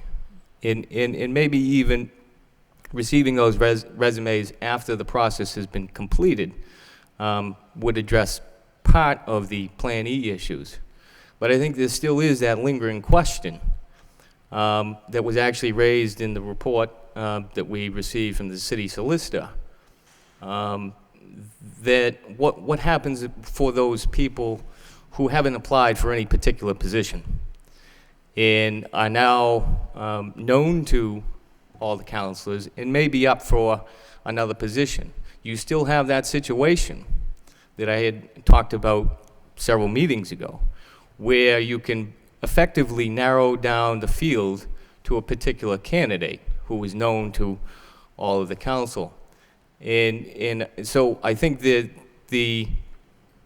there is that lingering question of whether or not this violates the Plan E form of government. And so in that regard, I think I do agree with Councilor Elliott, just Councilor Elliott of 5 years ago, who also pointed out that that was a good point made by the city manager. And so I would make a motion to amend this motion to include this as a referral to the law department before we begin to act on this policy. Thank you. We have a substitute motion to refer Councilor Elliott's motion to the Law Department for further clarification. Do I have a second? You have a second? Second by Councilor Dakota. On the substitute motion, Councilor Elliott. I think the motion is completely out of order. I don't think it makes any sense at all whatsoever. Well, we have an opinion from the city solicitor already, so we're referring this back to her to opine again. I'll recognize the solicitor. You finished? I'm sorry, you finished?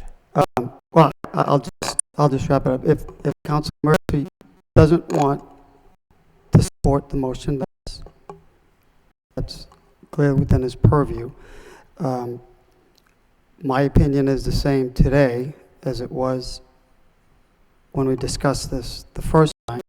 It's not to interfere. It's to give us information to see who we are voting on. That's all. Not trying to violate the city's charter.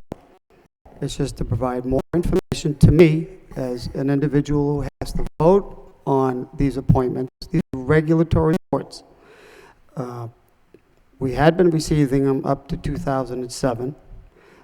Some of the other appointments that come through, hunger homeless, other commissions, we didn't receive them. But I don't think it's unreasonable to ask for resumes when we are asked to appoint someone, and to see what candidates did apply and what candidates were selected and what was the basis of those individuals and why they were selected. I voted for these appointments. I'd just like to know who else applied. I think the opinion is pretty clear. Maybe Councilor Murphy wants to take a look at it, but to me, the opinion references employment, those individuals, and I think the law is very clear on individuals who apply for a job, that those names are not to be made public until, in most cases, they're finalists. So I'm comfortable asking for this information. It's the same opinion I had then as I do now. I think it's important to continue transparency, give the public more information, if people don't want to apply because it's going to be public, it's unfortunate, but that's a price to pay. And that's the way it is, in my opinion. You're going to be applying for a public board, making decisions and votes in the public interest, then that should be public information. We can disagree, but I think the public has every right to know who applied and who was selected and who was recommended by the city manager. So I'm not going to support the substitute motion. We've already received an opinion from the solicitor, and I think it's pretty clear what the position is. It wasn't adopted as a formal policy. There was no vote taken, so I think we should take a vote. And those are my thoughts. Thank you, Mayor. The chair would like to recognize the solicitor. Just a note, and I'm not sure exactly what opinion you're referring to. If it was the denial of the public records request. Sorry. There was some. This is a memorandum. If it was it's to you from to the city manager. Excuse me, from you. Regarding the issue of the policy. Correct. Right, and in that, just to be clear, it wasn't intended, and it isn't an actual legal opinion.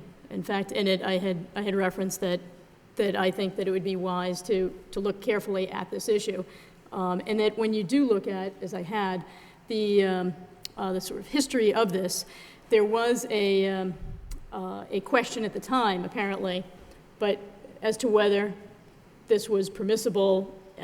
It was never adopted as a policy. It was sort of after the fact that Councilor Donahue, in speaking to the issue, had made the point that in her mind, it never really came to be an issue although it might have been, she referred to it as a gray area, but that when she brought up the inquiry, then Manager Cox had immediately agreed to do that and make that part of his policy, thereby addressing any sort of planny types of questions.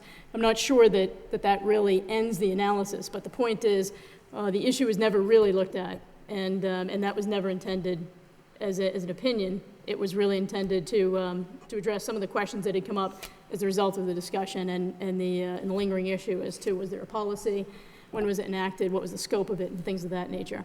That's what I tried to address in that. Thank you. Everybody's hands up. Council Mercia. Thank you very much, Mr. Mayor. I'm not supporting the amendment, substitute motion. I am supporting Councilor Elliott's motion. I am curious to see who would take the time to give of their time freely to join, to be selected to be on a board. They're not getting paid for it. I suppose they could join a bowling league and do that at their time off, but instead they think highly of the city enough to put their resume and their name into probably being chosen to be on a board. And I would like to know who you are, because I really admire that. I'm sorry if you think people shouldn't, we shouldn't be privy to that, but I don't know what the harm is. I mean, I think if they didn't get selected, they'd be embarrassed. I mean, that would be like saying, I don't want to ever run for the city council. I may lose and I'd be embarrassed. I mean, that's the chance that you take. And I know that the manager chooses wisely, and perhaps they didn't make it on this particular board, but if they show an interest and another opportunity comes up in another board, they may be chosen. Like 4 of those people that applied to a particular board have been chosen on other boards, and I highly admire that. I mean, they could take their time and do something else with it. We're not hiring them for a job. That would be a different story if we were hiring them for a city solicitor or some darn thing. That would be a different thing. I probably think that people wouldn't want to be known that their previous job, they're now wanting another job. That would be a difference. But this is a board, and I don't see the harm in sharing that with us. And if the Sun gets wind of it, I think that's a noble thing. I mean, I admire someone that goes out of their way to do that for the city. That's how I view it. Thank you. Council Martin. Thank you, Mr. Mayor.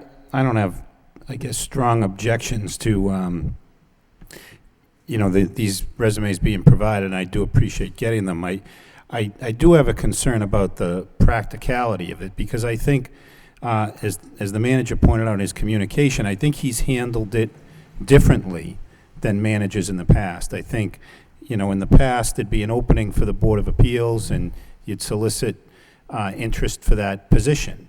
And then, someone would get it and others wouldn't. I think, and maybe I'm wrong about this, but the sense I get is the managers have sort of cast a broader net, and we have applicants for land use regulatory boards, such as the Board of Appeals or the Planning Board or the Conservation Commission, and there's kind of a general solicitation of resumes periodically for those boards. So to me, the question is, so when does the council get that? So if there's a general solicitation, 10 people express interest, and one opening comes up on the planning board and the manager appoints somebody, do we get the other 9 at that point? Someone could apply later, so then there's another position.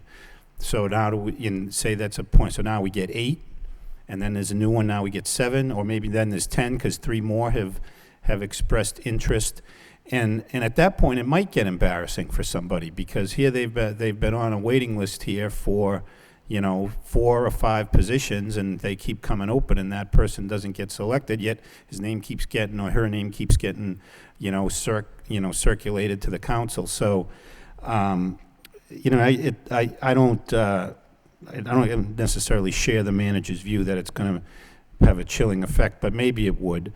But it's sort of this sort of practical application of things that are in the manager's prerogative, whether it's this manager or other managers. So, you know, I don't have strong feelings about this, but I certainly don't object to getting some guidance on this from the solicitor as to what's legal and what could work as a practical matter.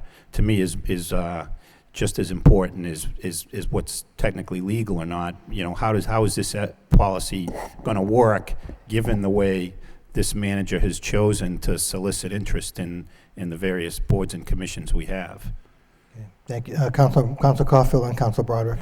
Thank you, Mr. Mayor. Through you to the solicitor. Madam Solicitor, do you think furnishing the resumes to the council is a violation of the planning charter?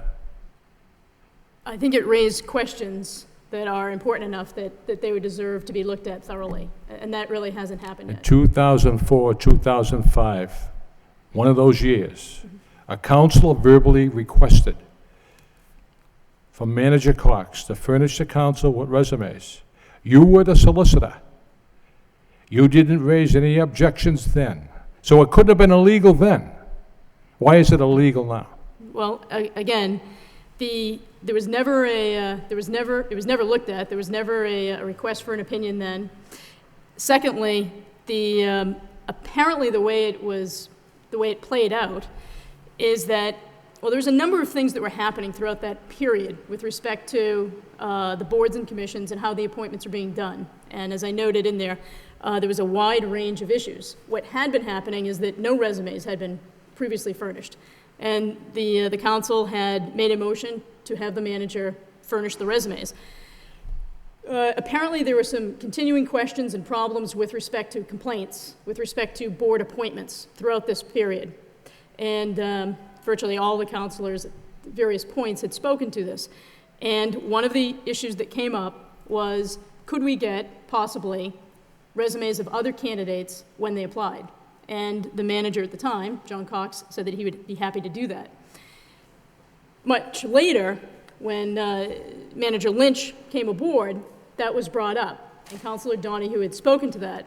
And she said that, again, in her mind, there wasn't a planning issue, perhaps, because it was something that the manager had indicated he'd wanted to do, and it was in keeping with his policy.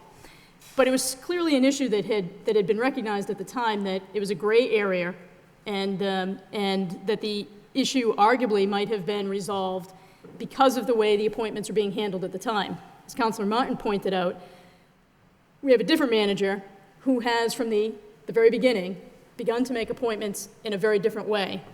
And one of the questions that this process would raise is, can this be done and not unduly interfere with the way the manager conducts his appointments? And does it infringe on Plan A? And again, there was never an opinion on that before.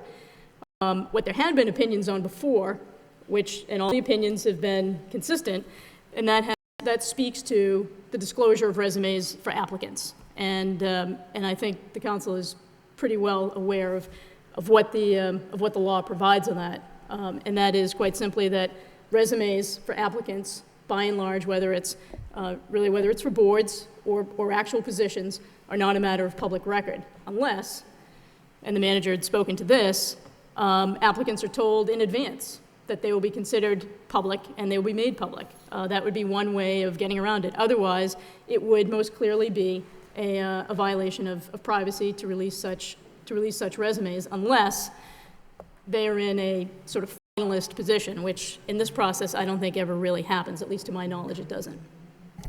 Well, it's my opinion, Madam Solicitor, I don't agree with one thing you said. Okay. And I'm not going to support the amendment to the motion. It wasn't a big deal during the Cox administration, and it shouldn't be a big deal now. Mm-hmm. I don't see nothing wrong with it. That's my opinion. Okay. I think I answered that. Yeah. Council Broderick. Thank you, Mr. Mayor. I don't really have a strong opinion as to whether they're released or not, but I think that we do need to establish, I don't know, at least a policy as how they're going to be used, practically how it's going to work. Councilor Martin mentioned the practicality of carrying over resumes to the next open application, are those going to be resubmitted to us as these are the folks I'm considering? And I think we do have to take some serious, give some serious thought to any chilling effect that it may have. To think that, you know, we're going to do this out of curiosity to see who's offering to volunteer in our community, I don't think is really our role here. But I think that if that's a driving consideration, I don't think that's appropriate. I think what we may see is that people that apply and then their resumes are put side by side in the newspaper, and people might be a little bit upset about that. I think that may be have a chilling effect. If you see that happen once, I think when talking to people are not going to be interested. Again, I don't know that that's going to happen, but I think that's something that should be considered. I'm not saying we shouldn't do it, but I think we need to consider it. And I think as importantly is we have to decide or determine or get an opinion as to what are we going to do with these resumes. It's my understanding we're voting on whether to approve someone who's brought before us. Our job is not to sift through the resumes and decide if that person's the best fit for the board. Again, to throw it out and say it's transparency, that's fine. I don't have a problem with it, but I think that we are going to have some issues on the floor when, to break it down to numbers, I know Councilor Murphy spoke to this, but if there are 7 applicants and I like number 4, or the majority like number 4, but the manager's bringing in number 2, and we say no. Number 3, no. Number 6, no. Eventually, he's going to get to number 4, and I think that could cause a violation. It would cause a violation, and I think that there's an opportunity, that it could be presented where that could be the perception. Not saying it would happen, but it could be the perception. I think we have to consider these things seriously, whatever was done 5-6 years ago, whatever it was, no vote taken. We haven't gotten them. Does that mean we shouldn't? I don't think that necessarily means a whole lot. I think, Councilor Caulfield feels that it's okay to do it now, but I think he was opposed to it 5 years ago when it came up. So, I think that we have to establish some policy that makes sense and is going to be consistent, and that's it. But I think we have to get some of these guidelines at least set up or established, before we go ahead and do it. I know we can revisit it in 6 months or a year if we're not getting applicants or enough applicants, but I think that these things have to be considered before we go ahead and take a vote. Councilman Donza. Yes. I know that there are concerns about what could happen, but I believe that as long as it's an appointment that requires the council's approval, it's a public process. And I agree that we should probably have some kind of policy in place so that everyone knows beforehand what will happen. But I continue to believe that because it is a public process, we don't necessarily choose or get to see the resumes beforehand, but I think we need to know who was in the pool, and obviously we already know who's being recommended. And so, again, only because it requires council approval, that making it a public process. The solicitor's opinion may or may not, once it's really researched, come into play, but I still believe that the underlying thing is the fact that it's a public appointment requiring council approval, and we want to make sure that it's transparent for the public. Thank you. Councilor Caulfield. Thank you, Mr. Mayor. I just want to clear the air here on a few things. First of all, there was no vote taken during the Cox administration. I didn't oppose resumes. I could have cared less one way or the other. And furthermore, I've sat here for 24 years. Whenever a manager that I served with brought in an appointment, I always supported it. I didn't look through resumes and say, you know what, Mr. Manager, resume number 4 is much better. You should hire him. That's illegal. You can't do that. We all know that. But I think what Councilman Donza pointed out, it's a nice feel to see who did apply, to see what the resumes state. And we probably have some great people out there who could serve on boards, and we're probably overlooking a lot of them. Any further discussion on the substitute? Councilor Murphy. Thank you, Mr. Mayor. I just want to further clarify, because it was framed earlier as though this were somehow a motion against transparency. Of course, I fully support transparency, but transparency within the limits of the law. And after a very close reading of what was submitted back to the council, I didn't find any kind of actual opinion on whether or not this would violate the Plan E form of government. And that's why I've asked for an opinion. And I think we should get that before we move in any kind of direction with this policy. I think beyond that, transparency comes into the process by actually evaluating perhaps the resumes that do come to us to make sure that the appointments are qualified. But beyond that, evaluating how those people do in their jobs once they've been appointed. I think that's where the transparency and the accountability comes into play, and we can have that discussion if there aren't if there isn't any kind of support for that. Thank you. Thank you. On the substitute motion, the clerk will call the roll, please. Councilor Martin? Yes. Councilor Mendonça? No. Councilor Mercia? No. Mayor Milanazzo? Yes. Councilor Murphy? Yes. Councilor Broderick? Yes. Councilor Caulfield? No. Councilor Dakota? Yes. Councilor Elliott? No. Motion passes 5 yeas, 4 nays. 5 yeas, 4 nays, the motion, substitute motion passes. Moving on, Councilor Elliott, is this motion still before us, or is this being? Mayor, you know something, there is also a petition that was filed later on in the agenda, so perhaps we can take them at the same time. They're both on the same subject matter. We all received a petition with many signatures from residents in the On neighborhood. Beacon Street, okay. Yes, so, second. Okay, motion to suspend the rule by Councilor Elliott, seconded by Councilor Mercia, to take both the next motion as well as the petition, which is labeled number 9, on our agenda together. The motion, request the City Council discuss the placard parking issue on Beacon Street, seconded by Councilor Mercia. And the petition, we have a petition, as Councilor Elliott indicated, signed by many residents of Beacon Street. Reserved dwelling parking is the issue. So the chair would recognize Councilor Elliott. I defer to... Okay, thank you. I guess I'm up.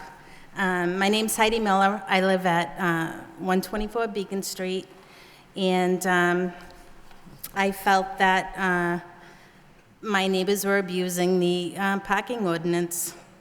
I feel Lowell's a unique city with beautiful historical homes, and we deserve a new parking ordinance which removes signs from homes and fences and lawns, allowing family and friends to enter neighborhoods feeling welcome and not being accused of parking in someone's spot. My neighborhood has adequate parking. We all have driveways and plenty of off-street parking. I was upset when 2 neighbors posted signs on their lawns. At 135 Beacon, they have a 4-car driveway in the front. They have a 2-car driveway in the back, and it sits on a corner lot. 131 Beacon Street has a 2-car drive and a garage. The current ordinance, I feel, is frustrating for even residents that need off-street parking. They misplace their paperwork, and the placard is voided. I'd like to see the city go to a greener sticker parking. I've talked to many people that say, you know, they go to visit their mother lives on a one-way street. Parking is allowed on one side of the street, and when she visits, they yell at her for parking. She says, do what you have to do. I just want to visit my mother. I just feel like, you know, first come, first served shouldn't be who can get to City Hall first. If you have many units in one dwelling, 1 sign per dwelling, I think it should be first come, first served at street level. So I'm hoping that the council members can make a change. And I was sitting here looking at some of the other ordinance that may come, and like the tree ordinance. who's to say these residents won't post their signs on the trees that you're going to plant?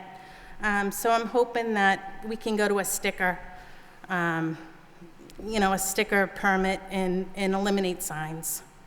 Thank you. Thank you. Councilor Elliott, on the motion. I think Heidi really framed the issue and spoke to the issue as well. I did speak to her and told her that I would file a motion and come before the city council. I understand this is not the first time we've had challenges or problems with placard parking in many sections of the city. I know it's a challenge, but I think Heidi brings up a very good point.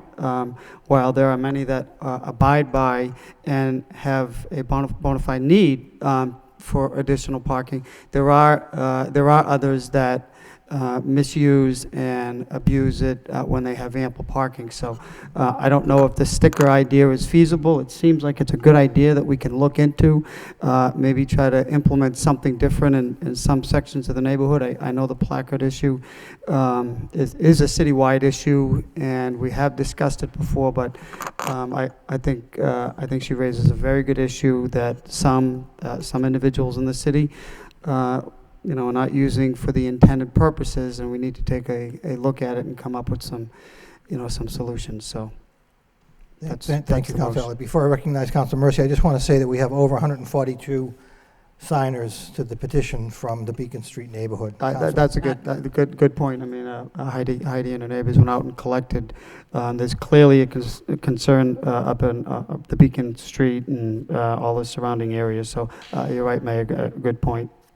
Thank you, Councilor Mercia. Thank you, Mr. Mayor. I was going to bring that point up and ask that the signatures be admitted as part of the record to the city clerk, because this is important, and they did take a lot of time.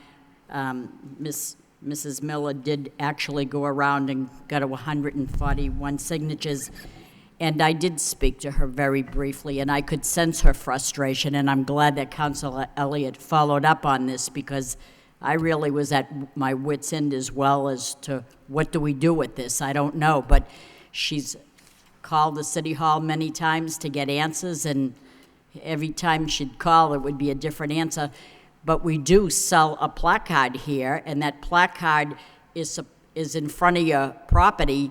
But if someone has frontage of property enough to fit 3 cars, that placard does not apply to the whole frontage of the person's front of their property. It only applies to one car, wouldn't you think?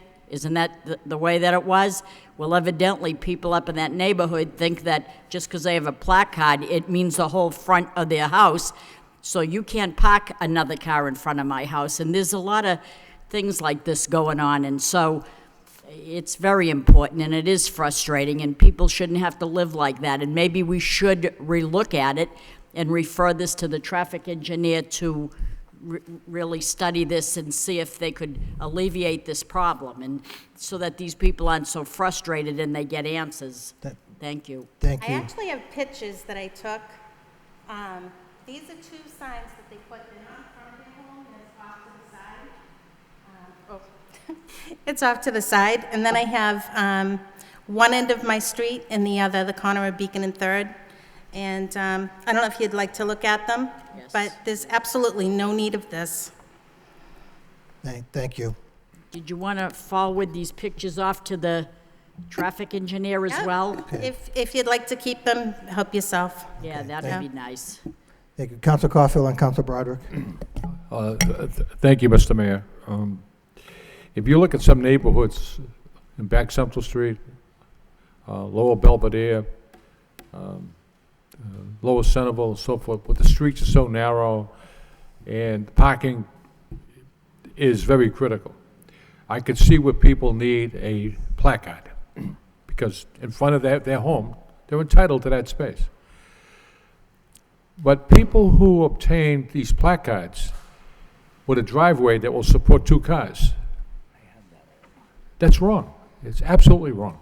And since we're asking for legal opinions this evening, I would like the solicitor to come back with a legal opinion on these placards for the council, for the next council meeting. Thank you. Council Broderick. Thank you, Mr. Mayor. I think this is a problem up in that area, that neighborhood, and other areas. I know this came in several years back over on the corner of Pine Street and maybe Hawthorne Street. And I thought the issue at that time is they were not enforceable. These placards were not enforceable. It was my favorite math teacher, Mr. Nikotopoulos, owned a property over there. And the issue he had was he couldn't get the city to enforce them. So I was surprised when I got the call from Heidi saying that it's the other way now. So I think we should get some clarification. And at what point do we maybe need to separate neighborhoods where it's acceptable and necessary, and some neighborhoods where it's not acceptable because it's akin to giving parking spaces almost like deeded street parking to certain neighborhoods or certain areas, which I know we don't do for developments and in businesses. So I think maybe if we can get an opinion on that, I concur we should get another legal opinion. So you'll second Council I'll second Caulfield's- Council Caulfield's motion for more knowledge. To get an opinion from the solicitor, as part of the motion, if the maker of the motion is okay with that. Okay, thank you. Anyone else on the motion as well as the petition? Council Elliott. Just by way of follow-up, Mayor, so just so the residents know, we'll get a report back, an opinion and a report. Recommendations are, Mr. Manager, your thoughts on the process? If I may, Yes. the administration has had some discussions on this issue in the past as well, some time ago though, and I do think it requires some looking into. One, to see what the specific needs are of the city. I think it's always worthwhile to look and see how other cities with similar issues handle those. Perhaps there's some ideas out there that we can steal that be much more effective for us. There are some legal issues, so I think there's a variety of ways that we need to go at this. I think, and we'd be looking to get a report back to the council probably in the next few weeks. I don't think it's something we can turn around quickly if we're going to be doing some looking at other communities. But I share some of the concerns that have been raised here in terms of the practicality and the enforcement of those. Okay, thank you. So once we get the report, I mean, I'll offer to email you or call you again and get you a copy of the report and see what the next step is. Thank you. Would my colleagues mind if I asked a question from the floor?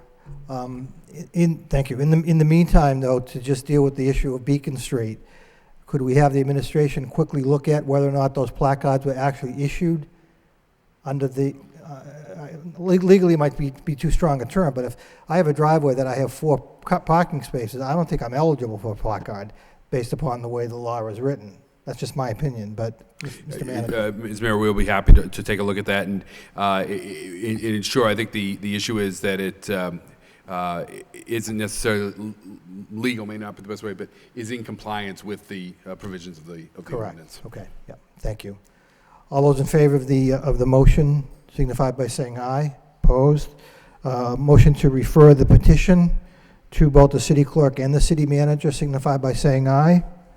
Opposed? It's a vote. Thank you. Mr. Mayor? Yes. If I could request to take my motion out of order. I have 2 people here from, I believe, Holliston, and they want to speak on the motion. It's the yellow containers, clothing containers.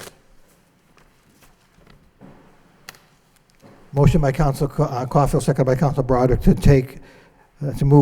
suspend the rules and to take Council Caulfield's motion out of order. Let me just find that here. It's the second motion right after Council Mercy's motion. Gotcha. Thank you. So it's item number 14 on the July 28th agenda. Council Caulfield motion. City Council requests the city manager take action to remove the metal clothing containers of companies who are not compliant in maintenance of containers. Second by Councilor Dakota. Council Caulfield. Thank you, Mr. Mayor. We did have a problem with dumping on Plain Street, and it was excessive. And we're not talking a pickup truck, we're talking 2 dump trucks. And the container up there was owned by a New England recycling company. And the Planet A gentleman is here, and I called him last Thursday morning and apologized to him that there was bad information. And I explained to him that the gist of the motion is, as long as these yellow metal containers for clothing are maintained and kept neat and clean, I don't have a problem with that. But the minute they get messy and become an eyesore, then I think the city should either fine the company or ask that metal container to be removed. Now, there was a Planet Aid clothing box on Chancellor Street at Monroe Mufflers. 10 days ago, that was a total eyesore. It is also a Planet Aid yellow box on Charles Street. And when I went around to Lowell Sun, there was a chair, mattresses, and so forth. Since that time, since I've talked to this gentleman, all these yellow containers are immaculate. They're clean. And I think what we did was we put a little spotlight on the issue. And if Mr. Michaud wants to speak to the council, he's free to do so. But I assured him we are not removing the clothing boxes. And I understand that this company recycles the clothing in forms of bales of rags. It's not donated to a clothing company, and they do donate funds to India and Africa. And in my conversation with them, I said it'd be nice if you could probably donate to the Boys Club in Lowell or the YMCA, but that's the gist of the motion. And if Mr. Michaud wants to address the council, I'd like to have him do so. Would you like to? Welcome. Thank you for your patience, too. No problem. Thank you, Mr. Mayor. Thank you, Councilman, Councilwoman. You actually spoke to Wayne Michaud. He was unable to be here tonight. He is our general manager. No, that's fine. He sent me in his place. I am the territory rep for Lowell. We did do a drive-by before we came today just to see how everything was going. We went to 15 out of our 17 sites. 2 of them, traffic was getting a little rough, so we wanted to make sure we got here on time. And out of the 15 sites we went to, 2 of them did have garbage bags outside. The good news is it wasn't any illegal dumping. It was clothing. One of the bags, I think somebody just got a little too excited and put too much clothing in it, because I had trouble getting it up into the container. It is something we're keeping a close eye on, obviously. We do really well in the town of Lowell, or city of Lowell, excuse me. All our bins do extremely well. And we did have one bin that we removed from Tire Warehouse a couple months ago. Because it was becoming a dumping problem.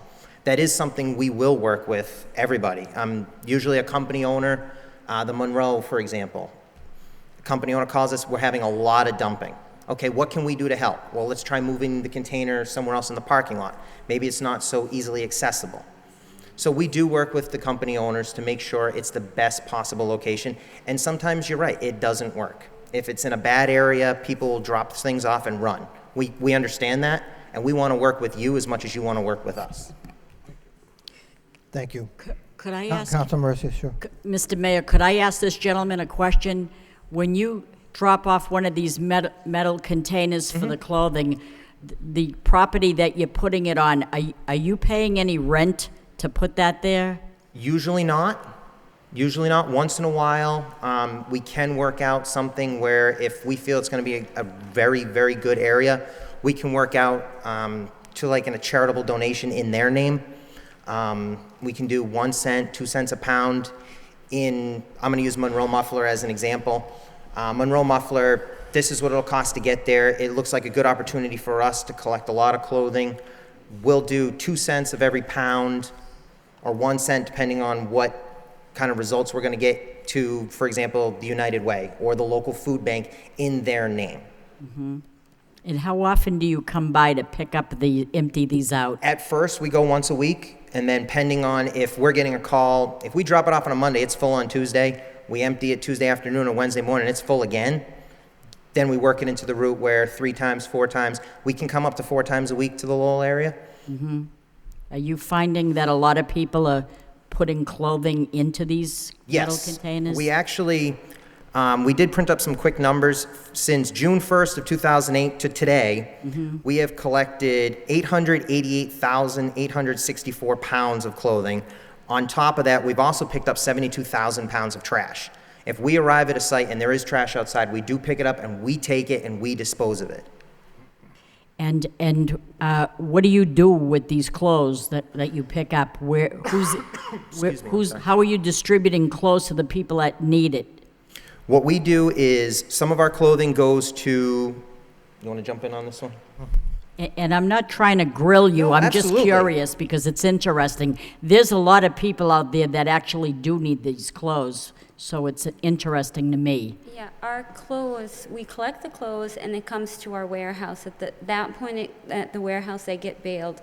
We have a brokerage company that we sell the bales of clothes. We take the funds from that and that's what we use to help organizations. We don't actually hand somebody clothes. The only time we do that is we take blankets out and coats out in the wintertime. We give to the local shelters. We've given shelters in Lowell. We've given to shelters all over Massachusetts, Connecticut, and Rhode Island. I've hand-delivered a lot myself. Yes. That's the only thing that we do directly handing clothes. Occasionally, we'll have people call up and request, maybe the family moved from Haiti, they don't have anything, and then we'll pick some things like that, but primarily we take the clothes, bale them, and they get sold. And it is through a brokerage company, so we do have control over where we sell those clothes. So they don't end up in the wrong hands. They Okay. you know what I mean? They're not Sure, not thank you. helping. They're helping. That's fine, thank you. And the other thing about the 2 cents per pound, we usually do try to encourage, sometimes when you do approach a site and they're like, well, what's in it for me? What can we get out of it? All of our people are trained to say, well, the best thing to do is if you really want something is to help the community that your business is in, because it's sort of closing the circle by helping the something in your community, whether it's a food bank or Boys and Girls Club or whatever. It's supporting the community that's supporting your business. And a lot of times it clicks and they go, oh yeah, that's a good idea. But occasionally we do have to pay a rent. But that's only been recently. Thank you. Thank you. Council Martin, then back to Council Caulfield. Just one observation that, given the tonnage that's being removed, that's refuse, really, that would otherwise end up in the municipal collection system, right? I mean, we don't really have a way to dispose of clothing. It goes probably in our trash if it doesn't go to one of these places. Thank you. Good point. Council Caulfield. Thank you. In my conversation with Wayne Michaud last Thursday, you indicated that you collect 800,000 pounds of clothes in the course of a year? 888,000 since June 1st of 2008. Okay. Of that clothing that you collect, how much of it is shredded for rags? That I don't have in front of me. But it is, you have a lot of clothing that's shredded, don't you? I just actually went down and met with our brokers that's down in Atlanta, and we had the people who are actually, some of the people who are purchasing the items we got to meet. And what they're trying to get is to zero, so that there's no waste at all. So there's probably over 800 different grades of clothes. So the clothes will come in and they'll start sorting them. They'll say, okay, this is sellable, this is this, and it gets broken down into an unbelievable amount. And then when it gets to the point where, some people are throwing in soiled items that have holes that are, just not usable at all, then those, yes, would get shredded. Some get made into rags, some get made into insulation. So we try to do 100% recycling so that there is no waste at all. We're not there yet, but even the dust that they use from it gets recycled. So. Are you a nonprofit or for-profit? Nonprofit. Nonprofit. We are a nonprofit. And Mr. Michaud says you donate an awful lot of money to Africa and India.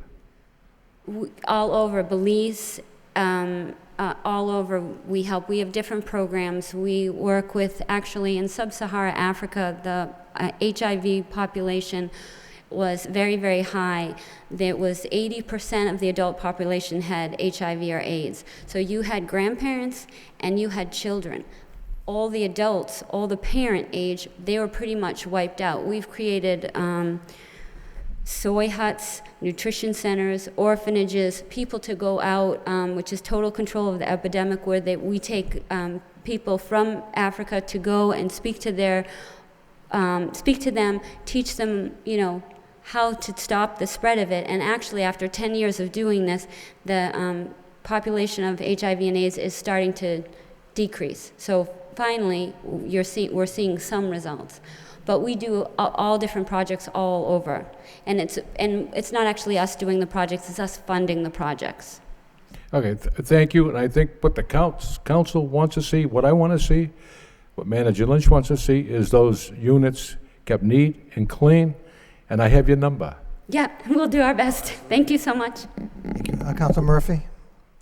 Thank you, Mr. Mayor. I guess I'm a bit confused because we're hearing about all the good work that this organization is doing, helping Africa. We're reducing our tipping fees. We're encouraging recycling and reuse. I used it just 2 weeks ago, dumping clothes that I had received from a second cousin removed. So I guess I would ask for an explanation of why maybe we're putting the onus on this organization where they're actually encouraging people not to dump in places and not on the people who are actually, perpetrating the violation of our ordinances. Again, I don't want to speak for the maker of the motion, but I think it has to do with the fact that going around the city, these containers were overflowing, and it appeared they weren't being cleaned or kept in compliance. That's my understanding of the motion. Right, definitely. And Councilor Murphy, if you want to see the city in disarray and dirty, then don't support the motion. I don't like to see the city this way. I'm not suggesting that, Mr. Mayor, at all. I'm just wondering, where would these clothes go otherwise if we didn't have these type of bins across the city? Okay. And I certainly agree that some of the placement of these could be a bit better to encourage more sightly placement. But I fully support what this organization is trying to do. Thank you. Thank you. Anyone else on the motion? All those in favor of the motion signify by saying aye. Opposed to vote. Again, thank you both for being here. Thank you. For having us. Moving back to the agenda, next motion by Councilor Murcia. City Council requests the city manager explore the possibility of installing billboards as a means of producing revenues. Seconded by Councilor Rogers. Councilor Murcia. Thank you, Mr. Mayor. Notice that the motion said possibility, because I don't know that it can happen, but I think it's worth investigating. When I saw in the paper that Tingsboro had a billboard and they generate $20,000 a year, I think maybe we could look around the border of 495 and Route 3, see if the city has any land at all. If we do, maybe you make money by spending money. And I believe that if we spent money to create a billboard, it would pay for itself if we, just have something there that people want to, rent or lease to put something on it. I think maybe that's a way of generating money. And if we really put up a good one, we could highlight different things that are happening in the city, like Welcome to Lowell, a folk festival from the last weekend in July. We could use it ourselves. I don't know, there's many possibilities. It's just that train of thought. That's all. Thank you. Anyone else on the motion? Councilor Mendonça. I understand the intent of the motion. We certainly would want to generate some revenue from the city other than real estate taxpayers.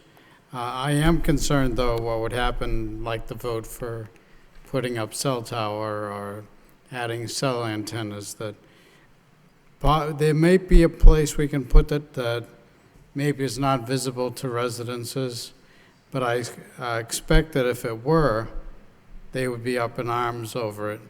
And I think there was a time we went through where we tried to eliminate billboards everywhere we could.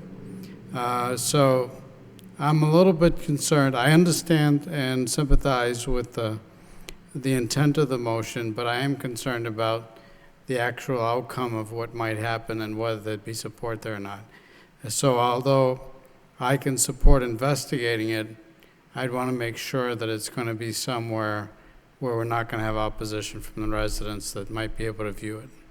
Thank you. Councilor Caulfield? Thank you, Mr. Mayor. I feel the same as Councilor Mazanza. I'd like to refer the motion to the manager, have him come back with a report. And, you know, there's one thing about... That's what the motion is asking. Yes, that's what the motion is asking. There's one thing about generating funds and money and so forth, but you have to do it in a nice class way. And sometimes billboards aren't that route to go. Thank you. Anyone else on Well, the... I wanted to rent it and say vote for Rita Mercia, but I guess it won't happen so quickly. That's all right. It's just the feasibility. That's the word I used. Thank you. Any further discussion on the motion? All those in favor signify by saying aye. Opposed to vote. Next motion, do my colleagues mind if I do this from the chair?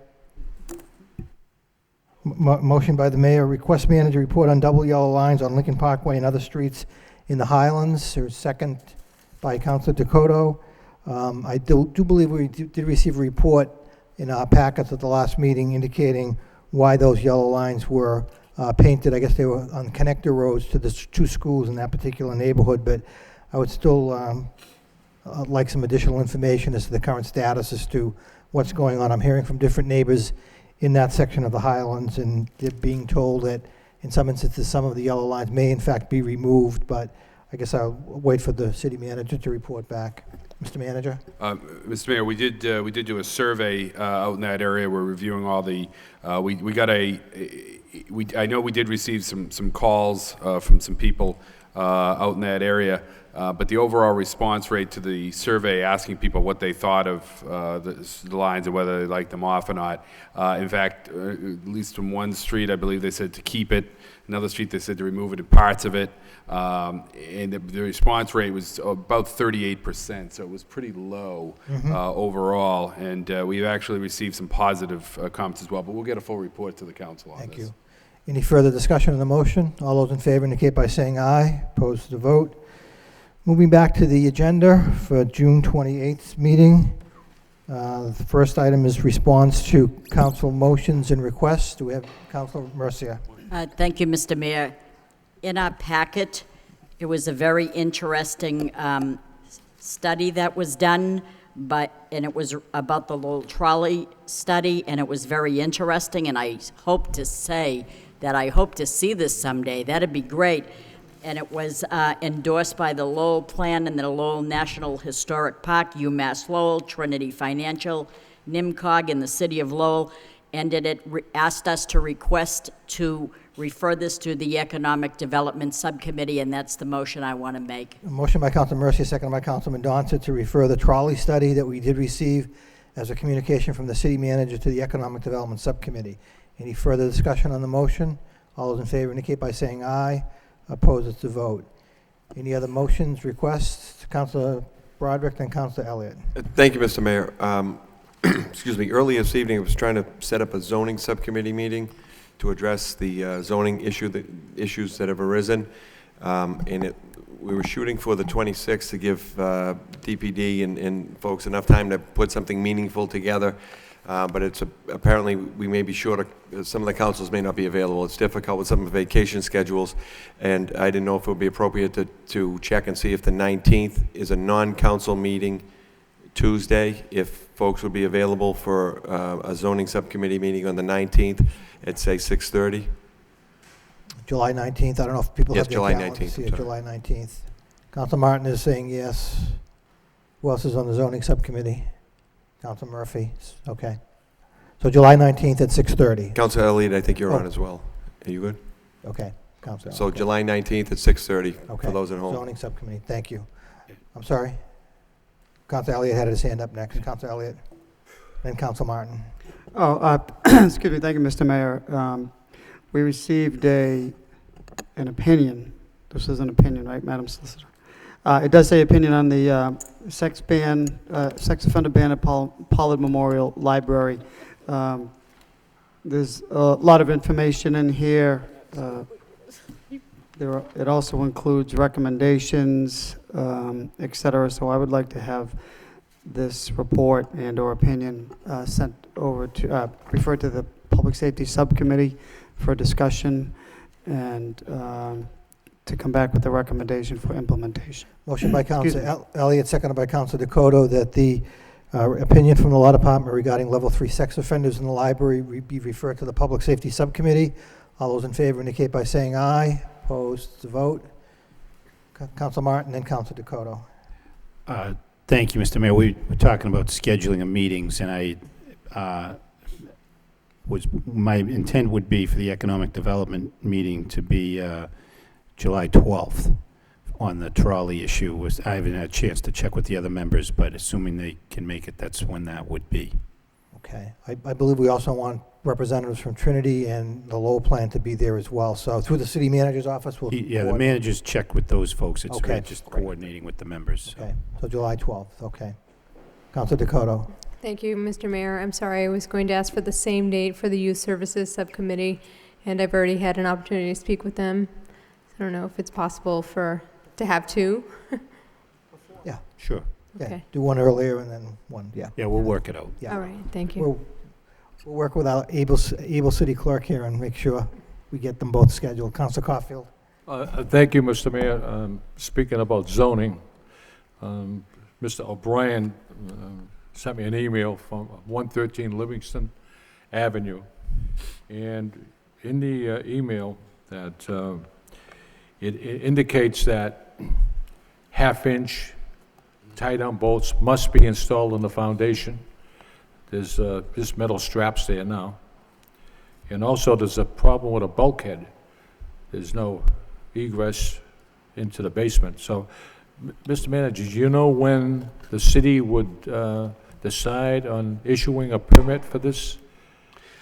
I don't off the top of my head, Councilor, but I'll certainly check on that, and if I could get a copy of that email, that would be very helpful. Yeah, okay. Thank you. Thank you. And Yes, Councilor Caulfield, I'm sorry. okay. Councilor Mercia. Thank you, Mr. Mayor. I think the manager might have some information about the dog muzzle ordinance of last meeting, because of the fact that people were wondering how is this communication to do what we have decided to change that ordinance. How are people going to know about that? It's probably online, probably people... It's not online. What's going on, we actually have an animal advisory committee meeting tomorrow evening at 6. Okay. And we'll work with Attorney Fenton. Yes. But we did get an email, if it's okay with my colleagues, just to answer Sure. Councilor Mercia's Yes. question. We did get an email from Moran indicating that it takes about 4 to 6 weeks to get the ordinance up online under the general ordinances on the city's website.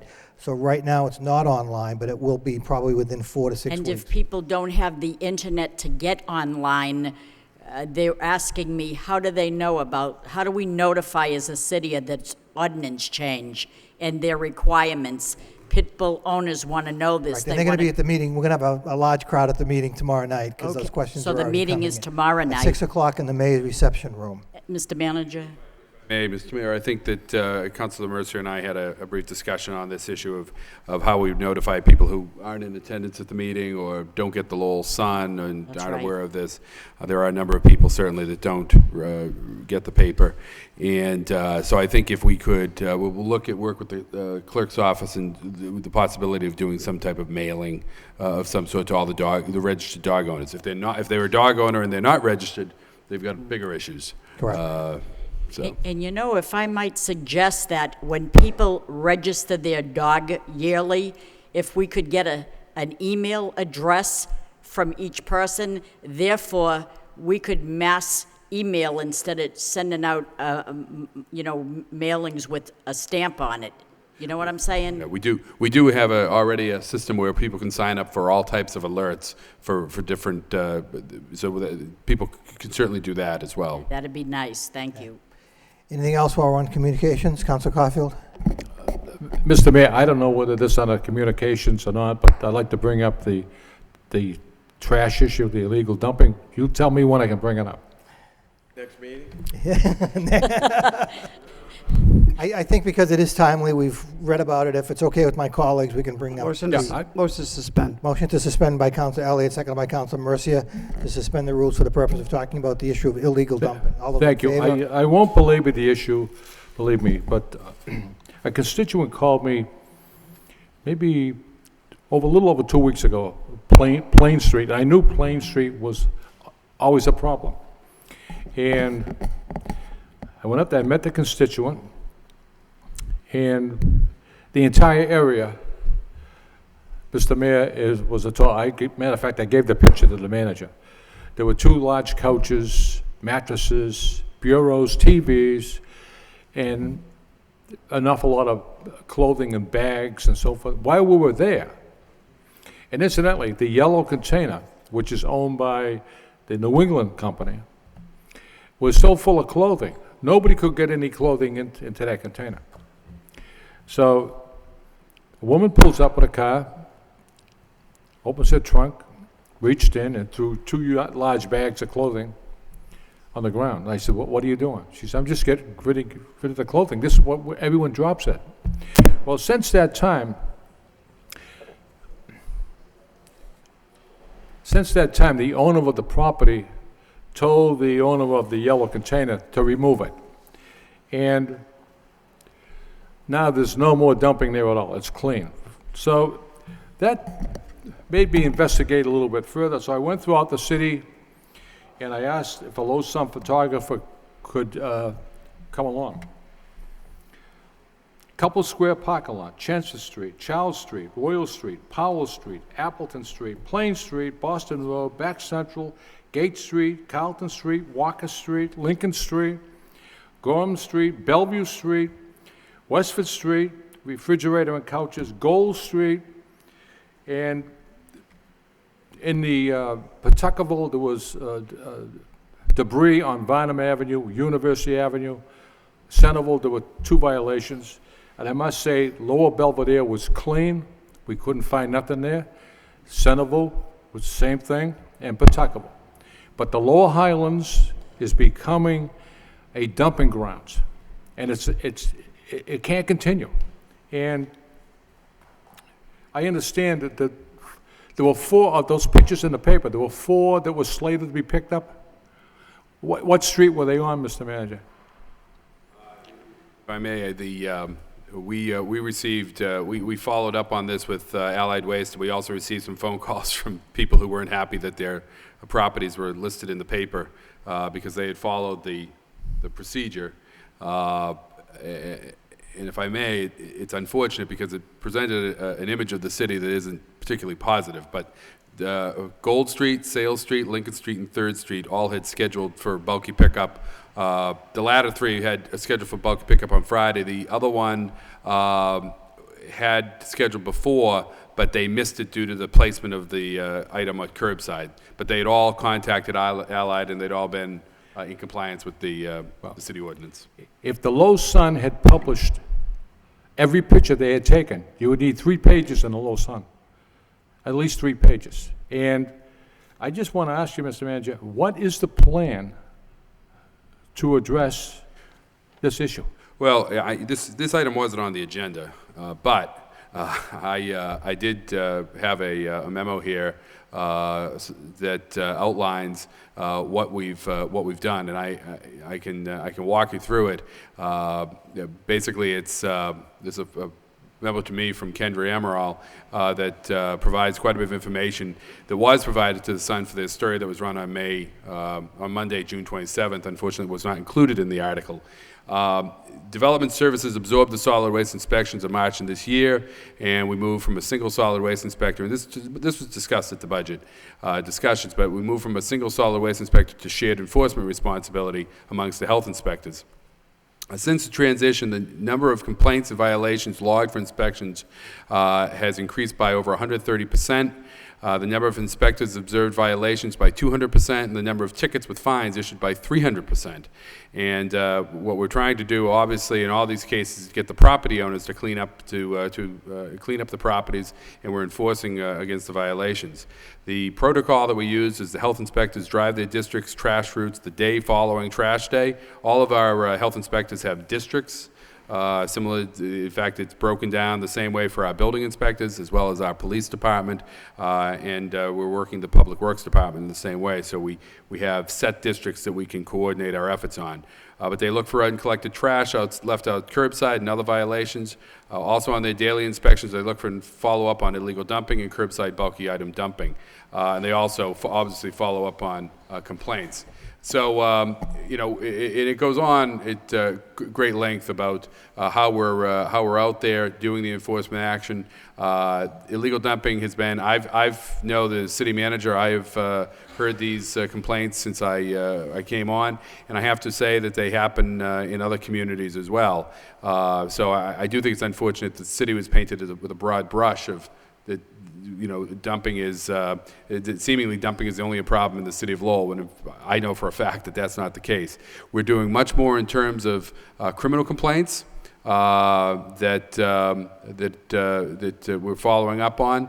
We've been working with the police department on enforcement through investigation and charges, and we have a number of cases right now at Pawtucket Boulevard and at property at Plain Boston Foundry that we expect that we'll be bringing criminal charges. So we are out there. We're doing it. For years, there has been minimal enforcement here in the city. I think that's generally well known, but that certainly the numbers indicate that that's no longer the case with the changes that we've made, and we take it very seriously. It's an issue that we talk about regularly with our neighborhood organizations, and they're very supportive of the efforts that we've undertaken.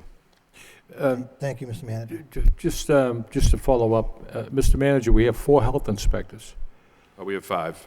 Well, isn't there one out in injury? We have 5, but we have 5, but 2 are out right now. They're due back in... So 2 are out, so you have 3? Right now, but we'll 3. have them back in July. Okay, I want...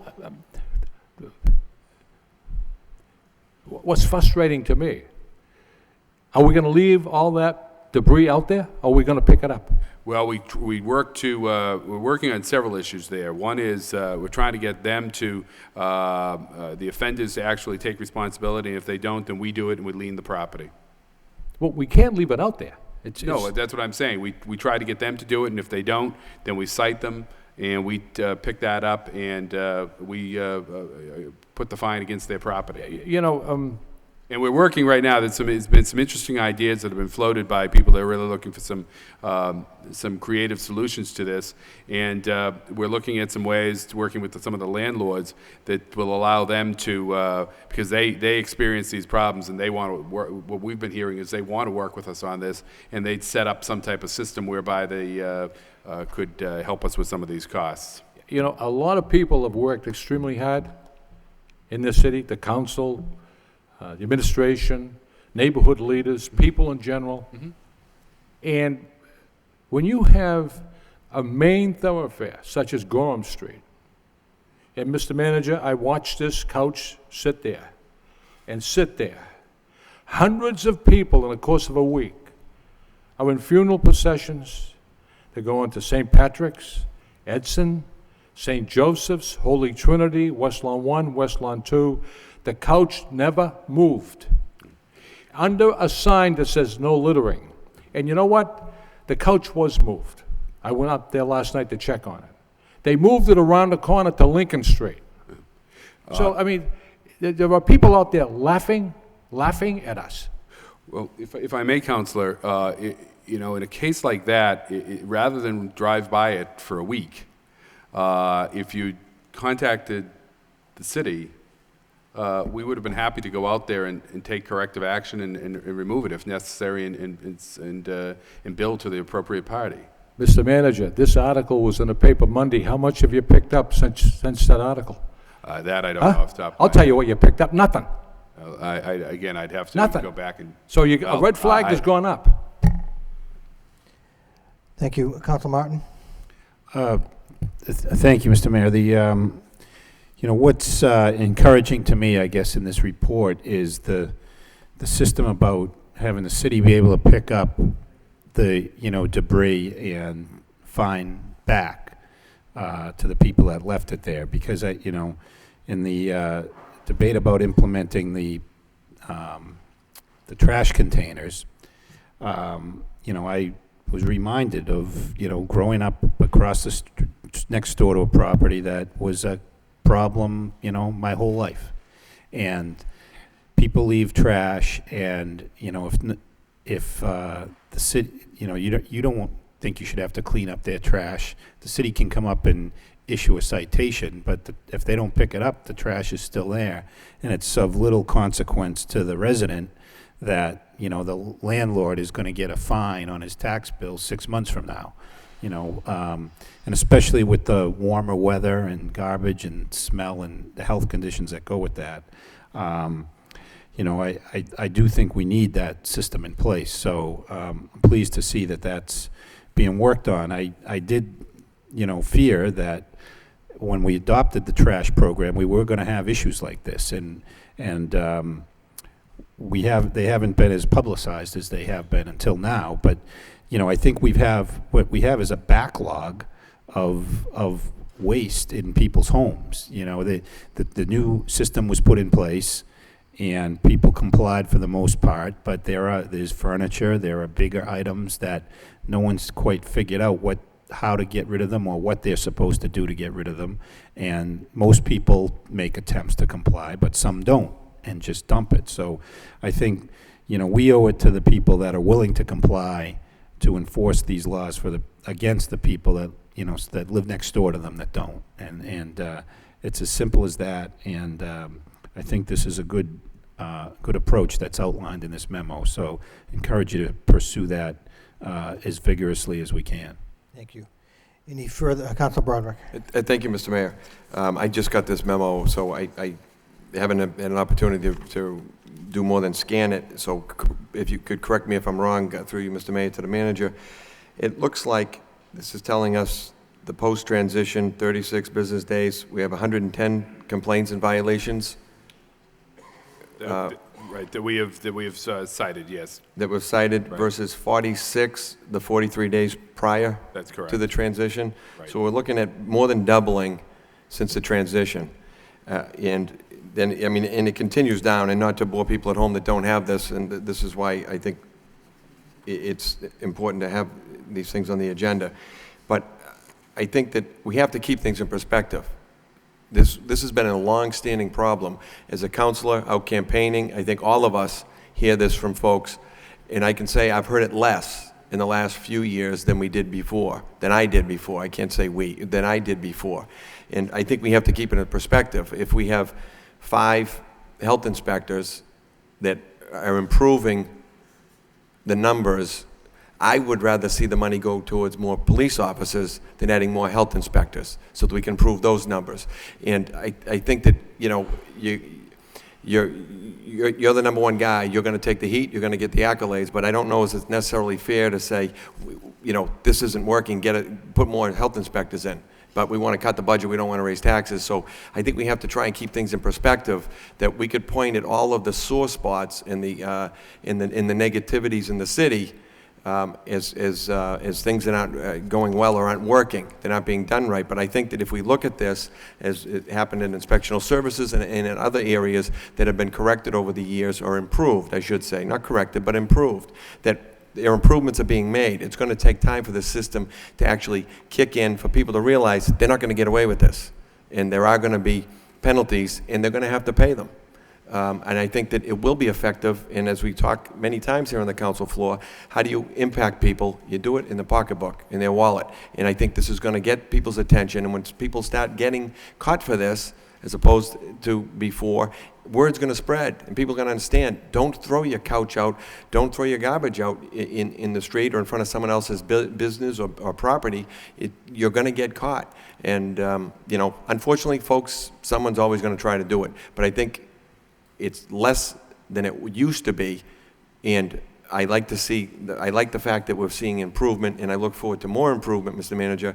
And, if we do have extra money to hire more, or if there's a better way to do the enforcement, I'd like to hear it. But I think that, you know, this is showing the improvement that we're looking for. So I think we just need to keep it in perspective. It's going to be a problem. This is a city. Thank you. Thank you, Council Broderick. Anything else on this issue? Anything else on communications? Just one last Mr. Coughlin. brief comment. Mr. Manager, I implore you to have the DPW go out with a truck and pick up that debris. It's an eyesore, it's disgraceful, and the city deserves better. Thank you. On the communication responses to City Council motions, a request motion by Council Mercy, second by Council Mendonça to accept and place on file. All those in favor indicate by saying aye. Opposed to vote. Next item under the City Manager's agenda. In City Council vote, authorizing the City Manager on behalf of the City of Lowell to enter into a lease agreement with Top Donut Incorporated for city property situated at 740 Aiken Street in Lowell, whereas Top Donut Incorporated is desirous of continuing to lease City of Lowell property at 740 Aiken Street, consisting of approximately 7,800 square feet of land, more or less, for the purpose of parking for patrons and employees, and whereas since tenant held a prior lease with the City of Lowell, which expires on June 30th, 2011, and whereas this new agreement shall commence July 1st, 2011, and terminate on June 30th, 2014, now therefore be it voted by a 2/3 vote that the City Manager is hereby authorized on behalf of the City of Lowell to enter into a lease agreement with Top Donut Incorporated for property located at 740 Aiken Street, containing approximately 7,800 square feet, more or less, in Lowell, commencing July 1st, 2011, and terminating June 30th, 2014, at the rate of $424.62 per month. Second reading by title, if there's no objection. In City Council vote, authorizing the City Manager on behalf of the City Council to enter into a lease agreement with Top Donut Incorporated for city property situated at 740 Aiken Street in Lowell. What's the wish of the council? Move approval by Councilor Martin, seconded by Councilor Broderick. Any discussion? Roll call. Councilor Martin? Yes. Councilor Mendonça? Yes. Councilor Mercia? Present. Mayor Milanazzo? Yes. Councilor Murphy? Yes. Councilor Broderick? Yes. Councilor Caulfield? Yes. Councilor Dakota? Yes. Councilor Elliott? Yes. 8 yeas, 1 present. The next item on the agenda, I've been informed by the City Manager, has been withdrawn. Continuing on with the agenda, we have a vote appropriation transfer in City Council order to meet fixed charges and current expenses of the City of Lowell for the fiscal year 2010-2011, ordered by the City Council of the City of Lowell as follows: at the amount of $120,478.61 be transferred from contingency account more fully described in Attachment A to various accounts in deficit, all of which are more fully described in Attachment A. Order recommended and introduced by Bernard F. Lynch, City Manager. Second reading by title. Vote in City Council order to meet fixed charges and current expenses of the City of Lowell for the fiscal year 2010-2011, ordered by the City Council of the City of Lowell as follows: at the amount of, get the number correct, that the amount of $120,478.61 be transferred. What's the wish of the council? Move approval by Councilor Broderick, second by Councilor Mercia. Yes. Question? The vote in the order says 120,000, but it's written out 124,000. Do you know what I'm I saying? believe it's 120,000. 120,000. It was a typo. Okay. Thank you. Thank you. Any further discussion? Roll call. Councilor Martin? Yes. Councilor Mendonça? Yes. Councilor Mercia? Yes. Mayor Milanazzo? Yes. Councilor Murphy? Yes. Councilor Broderick? Yes. Councilor Yes. Caulfield? Councilor Dakota? Yes. Councilor Elliott? Yes. 9 yeas. Thank you. In City Council ordinance, an ordinance amending the new code of ordinances of the City of Lowell, Massachusetts, the code with respect to Chapter 266 thereof entitled Vehicles and Traffic, be it ordained by the City Council of the City of Lowell as follows: the Code of Ordinances, City of Lowell, hereinafter called the Code, adopted by the City Council on December 23rd, 2008, is amended, is hereby further amended with respect to Chapter 266 thereof entitled Vehicles and Traffic, as follows. Motion to waive the full reading by Councilor Mercia, seconded by Councilor Elliott. All those in favor of waiving the full reading signify by saying aye. Opposed to vote. Second reading by title. in City Council ordinance, an ordinance amending the new code of ordinances for the City of Lowell with respect to Chapter 266 thereof entitled Vehicles and Traffic. Does anyone have any questions on any specific streets, addresses, or anything? We're referring it to a public hearing. Oh, excuse me, I apologize. It refers to a public hearing on July 12th. Thank you, Council Mercia. All those in favor of sending it to public hearing signify by saying aye. Opposed to vote. Council Mendonça? Just a question through you to the manager. There seems to be extensive changes. I was just wondering if at this time, or maybe at the public hearing, if you could explain the impetus for these changes. We will do that. I think in most cases, it's, as you know, we changed traffic engineers a while back, and he's found a number of items in the ordinances that are sometimes contradictory to each other, and things that are on the books that have never really been enforced or aren't currently being enforced. So, but we'll get a breakdown of those for that night. So it's a result of a review? Correct. And trying to correct inconsistencies? I think that's mostly what it is, but again, we'll be prepared to talk to each one of them that night. All right, thank you. Thank you. Would it be okay with my colleagues? It says executive session at this point in the agenda, but do we put that off and we can move the executive session to the end of the agenda, at which time we'll actually adjourn from executive session. Moved by Council Broderick, seconded by Council Mercia. All those in favor of moving that to the end of the agenda signify by saying aye. Opposed to vote. Any subcommittee reports this evening? Hearing none. Moving on with the agenda. Under general petitions, the next one is from T. Cow Lawn, 30 Howard Street. Request city abandoned portion of Oak Avenue. Refer to the Law Department for proper vote by Council Martin, seconded by Councilor Murphy. Council Martin. Thank you, Mr. Mayor. A few weeks ago, there was a petition about another parcel on Oak Avenue, and a resident had spoken to me about it, and Councilor Caulfield, looking to basically surrender that parcel to the city. I'm also aware of something pending in the yard sale program on Oak Avenue that's been pending for a long time. I mean, this is a very narrow street, and so now this is yet the third request, and I'm just wondering that it may make sense to look at the whole thing and see if there's some sort of master solution there. Maybe there isn't. I mean, maybe there's just some people don't want the land, you know, some people do, and some they're competing interest in some of it too. So I just make that by way of comment. Okay. Thank you, Council Martin. Refer to the Law Department for proper vote. All those in favor indicate by saying aye. Opposed to the vote. Next petition, Ramos Package Store, 77 Branch Street, request for an overhanging sign. Refer to the Law Department for proper vote by Council Mendonça, second by Council Broderick. All those in favor indicate by saying aye. Opposed to vote. Utility petitions, we have one request for pole location, National Grid, to place one pole on Broadway Street. Refer to a public hearing July 12th by Council Dakota, seconded by Council Caulfield. All those in favor indicate by saying aye. Opposed to vote.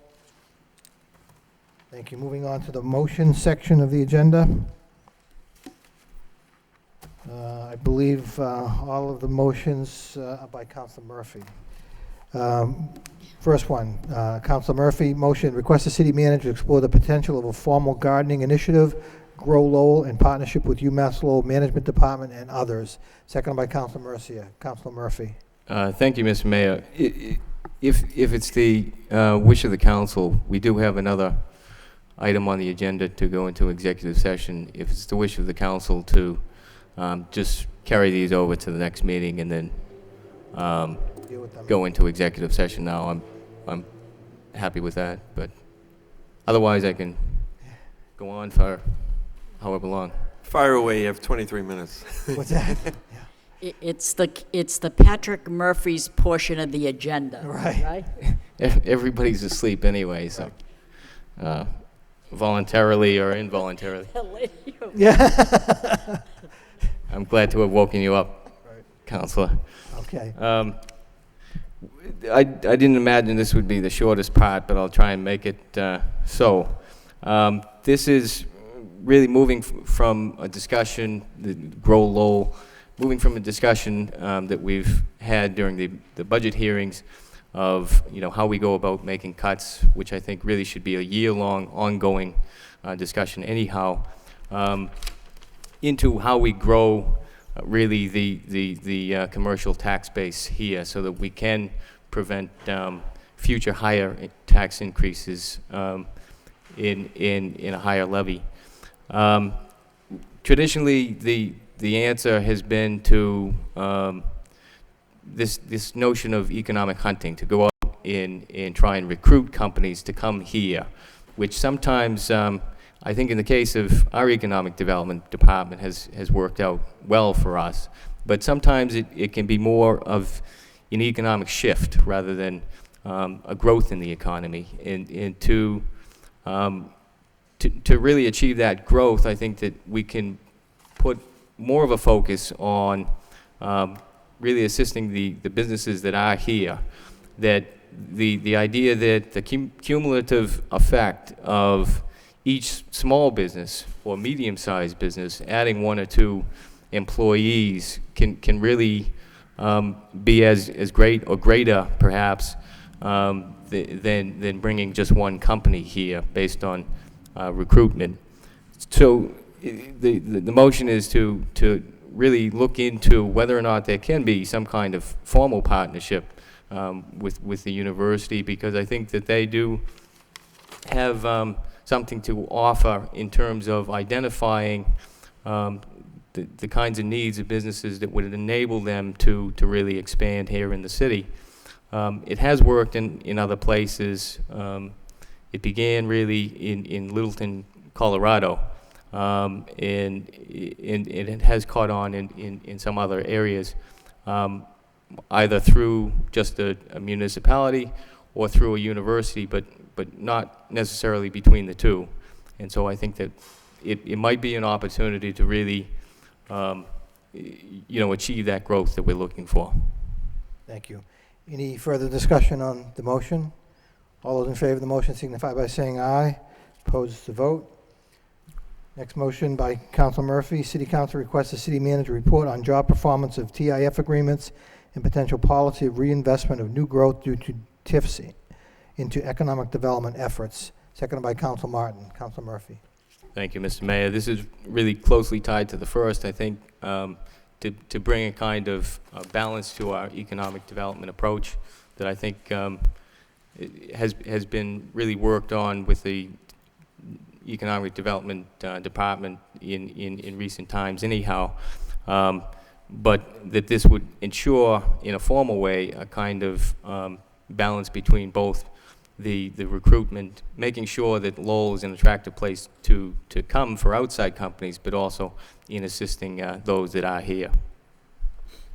Thank you. Any further discussion?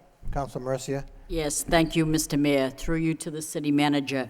These motions will hold you over for at least the whole summer, do you think?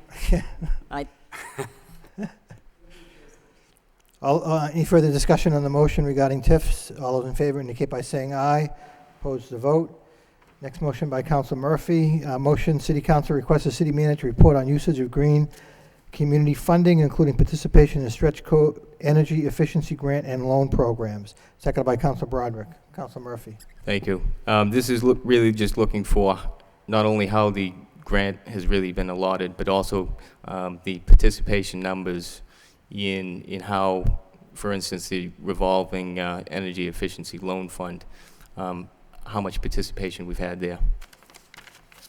Thank you. Any further comments, questions? All those in favor of the motion signify by saying aye. Opposed to the vote. Next motion by Council Murphy. City Council requests the city manager report on potential ordinance changes to require private waste haulers operating in the city also provide recycling services at an affordable flat rate, and to amend the fee schedule for dumpsters in order to eliminate any existing disincentives. Seconded by Councilor Dakota. Councilor Murphy. Thank you. Some other communities have implemented this kind of ordinance to make it easier for, and this is closely tied to the following motion, to make it easier for commercial and condo and multifamily buildings to be able to access recycling services, to hold those trash haulers that are operating in the city to make sure they both provide recycling services, but also that they do so at a flat rate and at a percentage of the trash fees, sometimes 50 to 80%, to make it, you know, actually viable for those buildings to be able to access those services. Okay, thank you. Any further discussion? Yeah, I would just add to that. Councilor Murphy. There is kind of a disincentive built into the dumpster fee schedule, I think, that could be pretty easily removed so that people are able to have both a trash dumpster as well as a recycling dumpster without having to pay twice.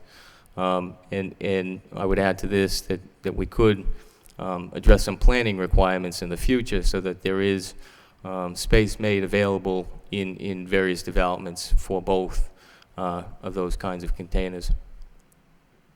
Thank you. Any further discussion? All those in favor of the motion signify by saying aye. Opposed to vote. Next motion by Councilor Murphy. Motion, City Council requests the city manager report on the establishment of a short-term revolving loan fund for business, condo, and multifamily apartment buildings to more easily access recycling services and corresponding savings. Seconded by Councilor Mercia. Councilor Murphy. The idea here is really along the same lines of the Amoresco contract, that there is a kind of initial cost barrier, but in order to tunnel through that, that a revolving loan fund might be set up so that those owners of the commercial, condo, and multifamily buildings might be able to.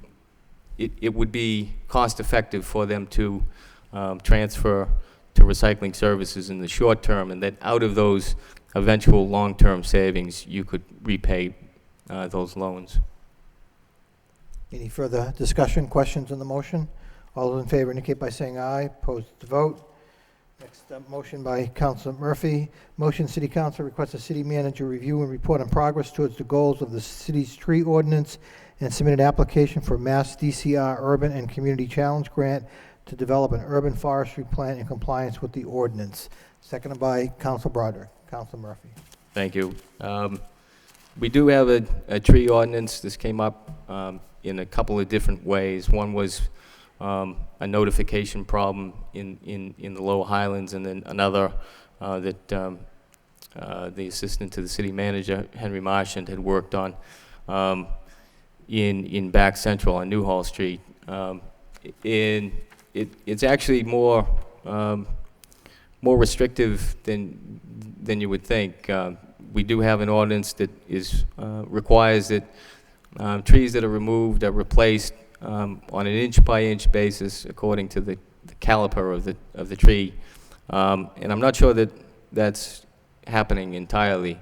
There are a number of other items in the ordinance that was approved back in 2003, before the city manager was here and before many of us were here. But I think that we should really look and make sure that the goals that were outlined in that ordinance are being followed, and that the second part of it really is to potentially use that grant funding through the state to be able to follow through on that ordinance to come up with the urban forestry plan. Okay, thank you. Any additional comments, questions? All those in favor of the motion signify by saying aye. Opposed to vote. Next up, motion by Councilor Murphy. Motion, City Council requests the city manager to complete an update to the capital improvement plan over the next year and more fully integrate the plan into a formal process preceding the annual budget session. Second by Councilor Mendonça.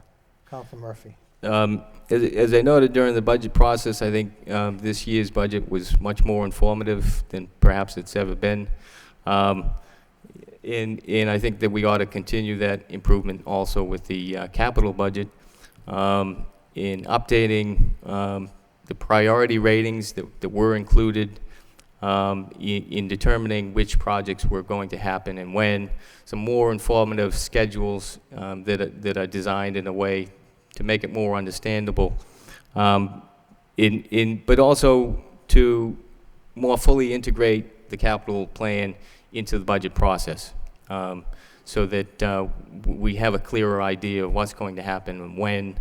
And we also know how they fit into the city's strategic goals, and how they link also to maintenance issues. You know, what the effect is going to be on our annual operating budget, so that we have a complete understanding of that as well.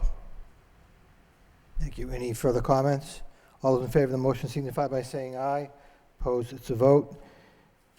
Next motion by Councilor Murphy. Motion, City Council requests the city manager explore grant applications to Mass Works Infrastructure Program for partial support of spec plan recommendations and coordinating pilot project for green stormwater infrastructure downtown. Seconded by Councilor Dakota. Councilor Murphy. Thank you, Mr. Mayor. This is really to when or if the spec plan is ever acted upon, that I think it ties in very closely with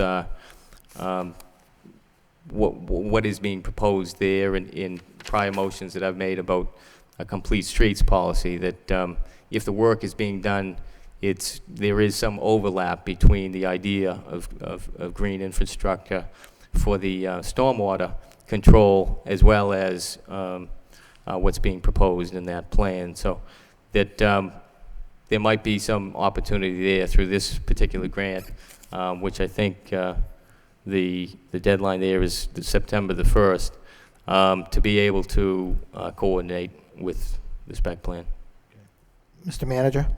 Just if I may, and I probably should have commented on the number 21 here as well, the capital improvement plan, that we're already beginning that process of updating and moving the capital improvement plan forward, and certainly I think Councilor Murphy's made some very good suggestions of the integration with our operating budget. I think that certainly heads down the path that we're trying to achieve. But on 22, in particular, the spec plan is you know, came out of some work that we did with the Lowell plan last year, and we were hoping to move forward with that this year. And we were not, unfortunately, there is some, the first phase does require an investment of about $1.5 million, and we're optimistic we do have that funding available to us through a third party. But we'll certainly follow up with the MassWorks infrastructure program as an alternative to that other funding, as well as other programs that may exist out there, or other projects that exist that we want to achieve. And as far as the stormwater infrastructure, I think Mark Young would be very interested in this. Certainly something that he and Lisa DeMeo have been working on in terms of better compliance with the stormwater issues around the city. And so this certainly is one that has some great potential for us as well. Thank you, Mr. Manager. All those in favor of the motion signify by saying aye. Opposed, it's a vote. Next motion by Councilor Murphy. City Council requests the city manager identify alternative grant funding source for Hales River Meadow Brook Greenway plan to provide improved access and environmental enhancements to the adjacent neighborhoods. Seconded by Councilor Broderick. Councilor Murphy. Thank you, Mr. Mayor. This was an item that had been brought up, I think, back in January. It is in my neighborhood, and you know, Bridge is really back central to Ayers City, to even parts of the Lower Highlands, and it has historically been fairly polluted since the turn of last century. It's nevertheless a place where my father used to go swimming, which might explain a few things about him. But I think that it does achieve some goals that have been really set by the council to improve connectivity between the neighborhoods, to improve access to our green spaces, to connect to particularly the Tanner Street area, which is something that Councilor Broderick had brought forward early last year, and there'll be some work done there in terms of a $400,000 grant to work on a plan there. So to coordinate again in that way, so that you really get the full effect of what's being proposed there. Thank you, Councilor Murphy. Councilor Mercia? Thank you, Mr. Mayor. Through you to the city manager. A lot of these motions asking for something, but also to offer suggestions on looking for ways to explore the grant applications and grant funding sources.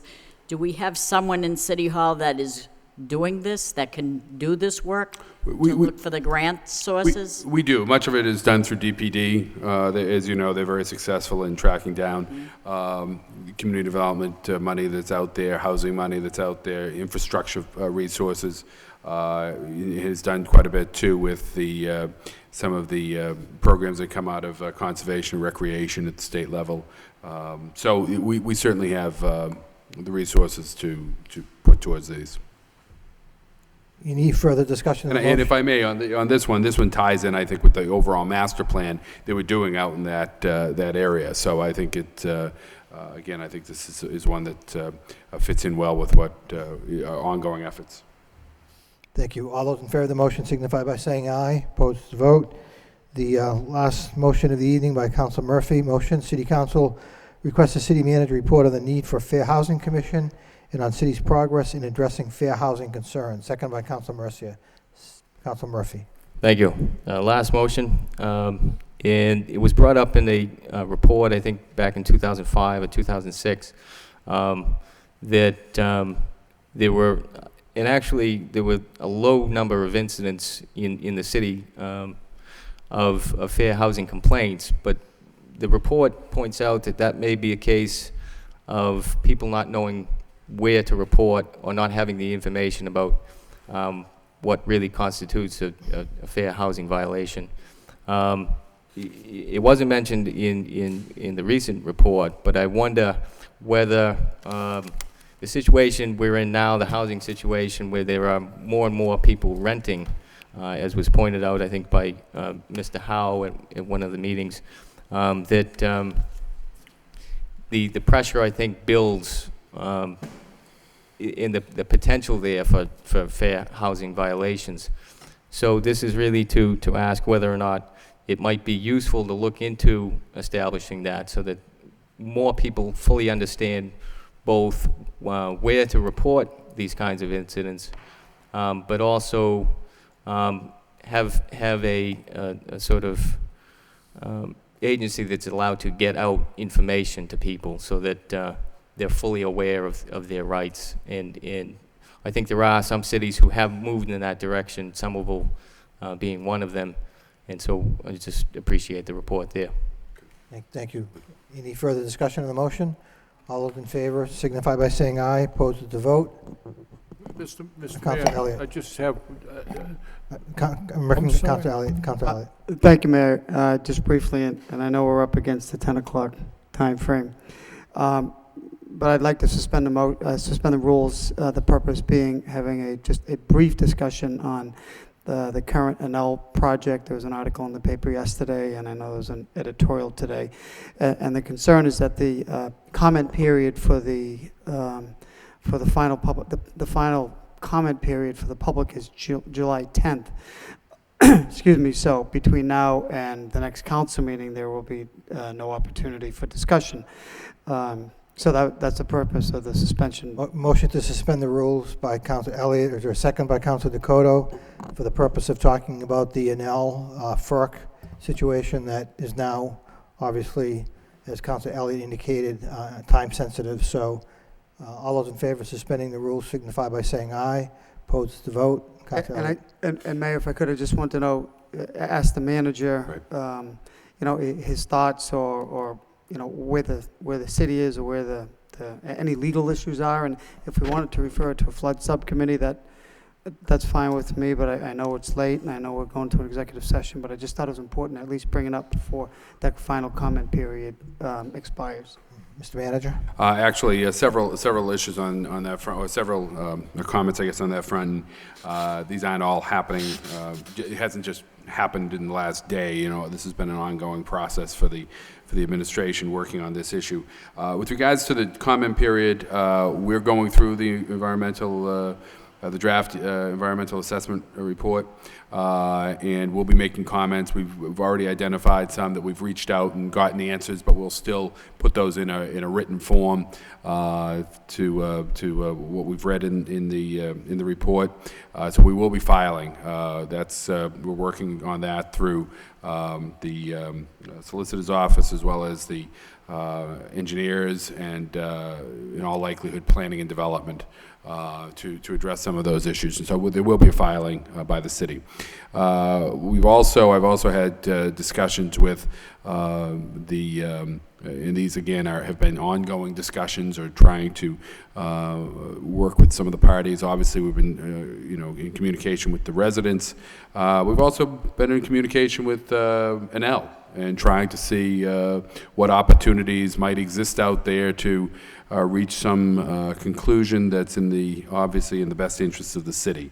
Along the same lines, I've had regular communications with the Park Service, trying to find some common ground that can address everyone's concerns. The primary concern, obviously, for the city is that ensuring that whatever is put at that dam, or whatever takes place at that dam, whether it's the existing system or a crest gate system, be such that it would help us deal with any issues of flooding that may occur in that area. So those discussions are ongoing, and hopefully there'll be some benefit that comes from that. And I read the editorial certainly in the Sun, and I think it's in line with what we've been attempting to do. Well, I appreciate that, Mr. Manager, and I won't belabor the issue. But knowing that this is coming down the final stretch, it's good to hear that there have been ongoing discussions. I presume so. We all presume so. And like you, we have been behind the National Park, the flood owners group, and the ultimate concern is naturally the historic preservation, as well as mitigate the flooding impact to the people in that neighborhood. The protocol was always something that we spoke about. What can we put in place so that when there is a potential flood, what local influence can we have once this license is in place? So, Mayor, thank you and my colleagues for taking this under suspension, and look forward to getting that report or the response or comments that we're going to submit to FERC. We will forward those on to the council as well. The chair would like to recognize the solicitor. Just also by way of more of a public service announcement, the 30-day period for the draft environmental assessment was dated, I believe, June 10th. However, it wasn't mailed out from FERC until June 15th, I think, and I know that the city, at least, we didn't receive our copy of the draft until sometime last week, in the beginning or mid part of last week.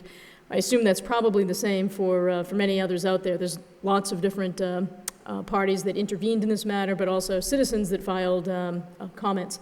And I think under those circumstances, anybody that probably wants to file a comment could easily petition the FERC, and under those circumstances seek to potentially expand the time period. In the city's case, we're sort of already underway in the process, and will likely be able to meet the original date anyway, but not everybody might be in that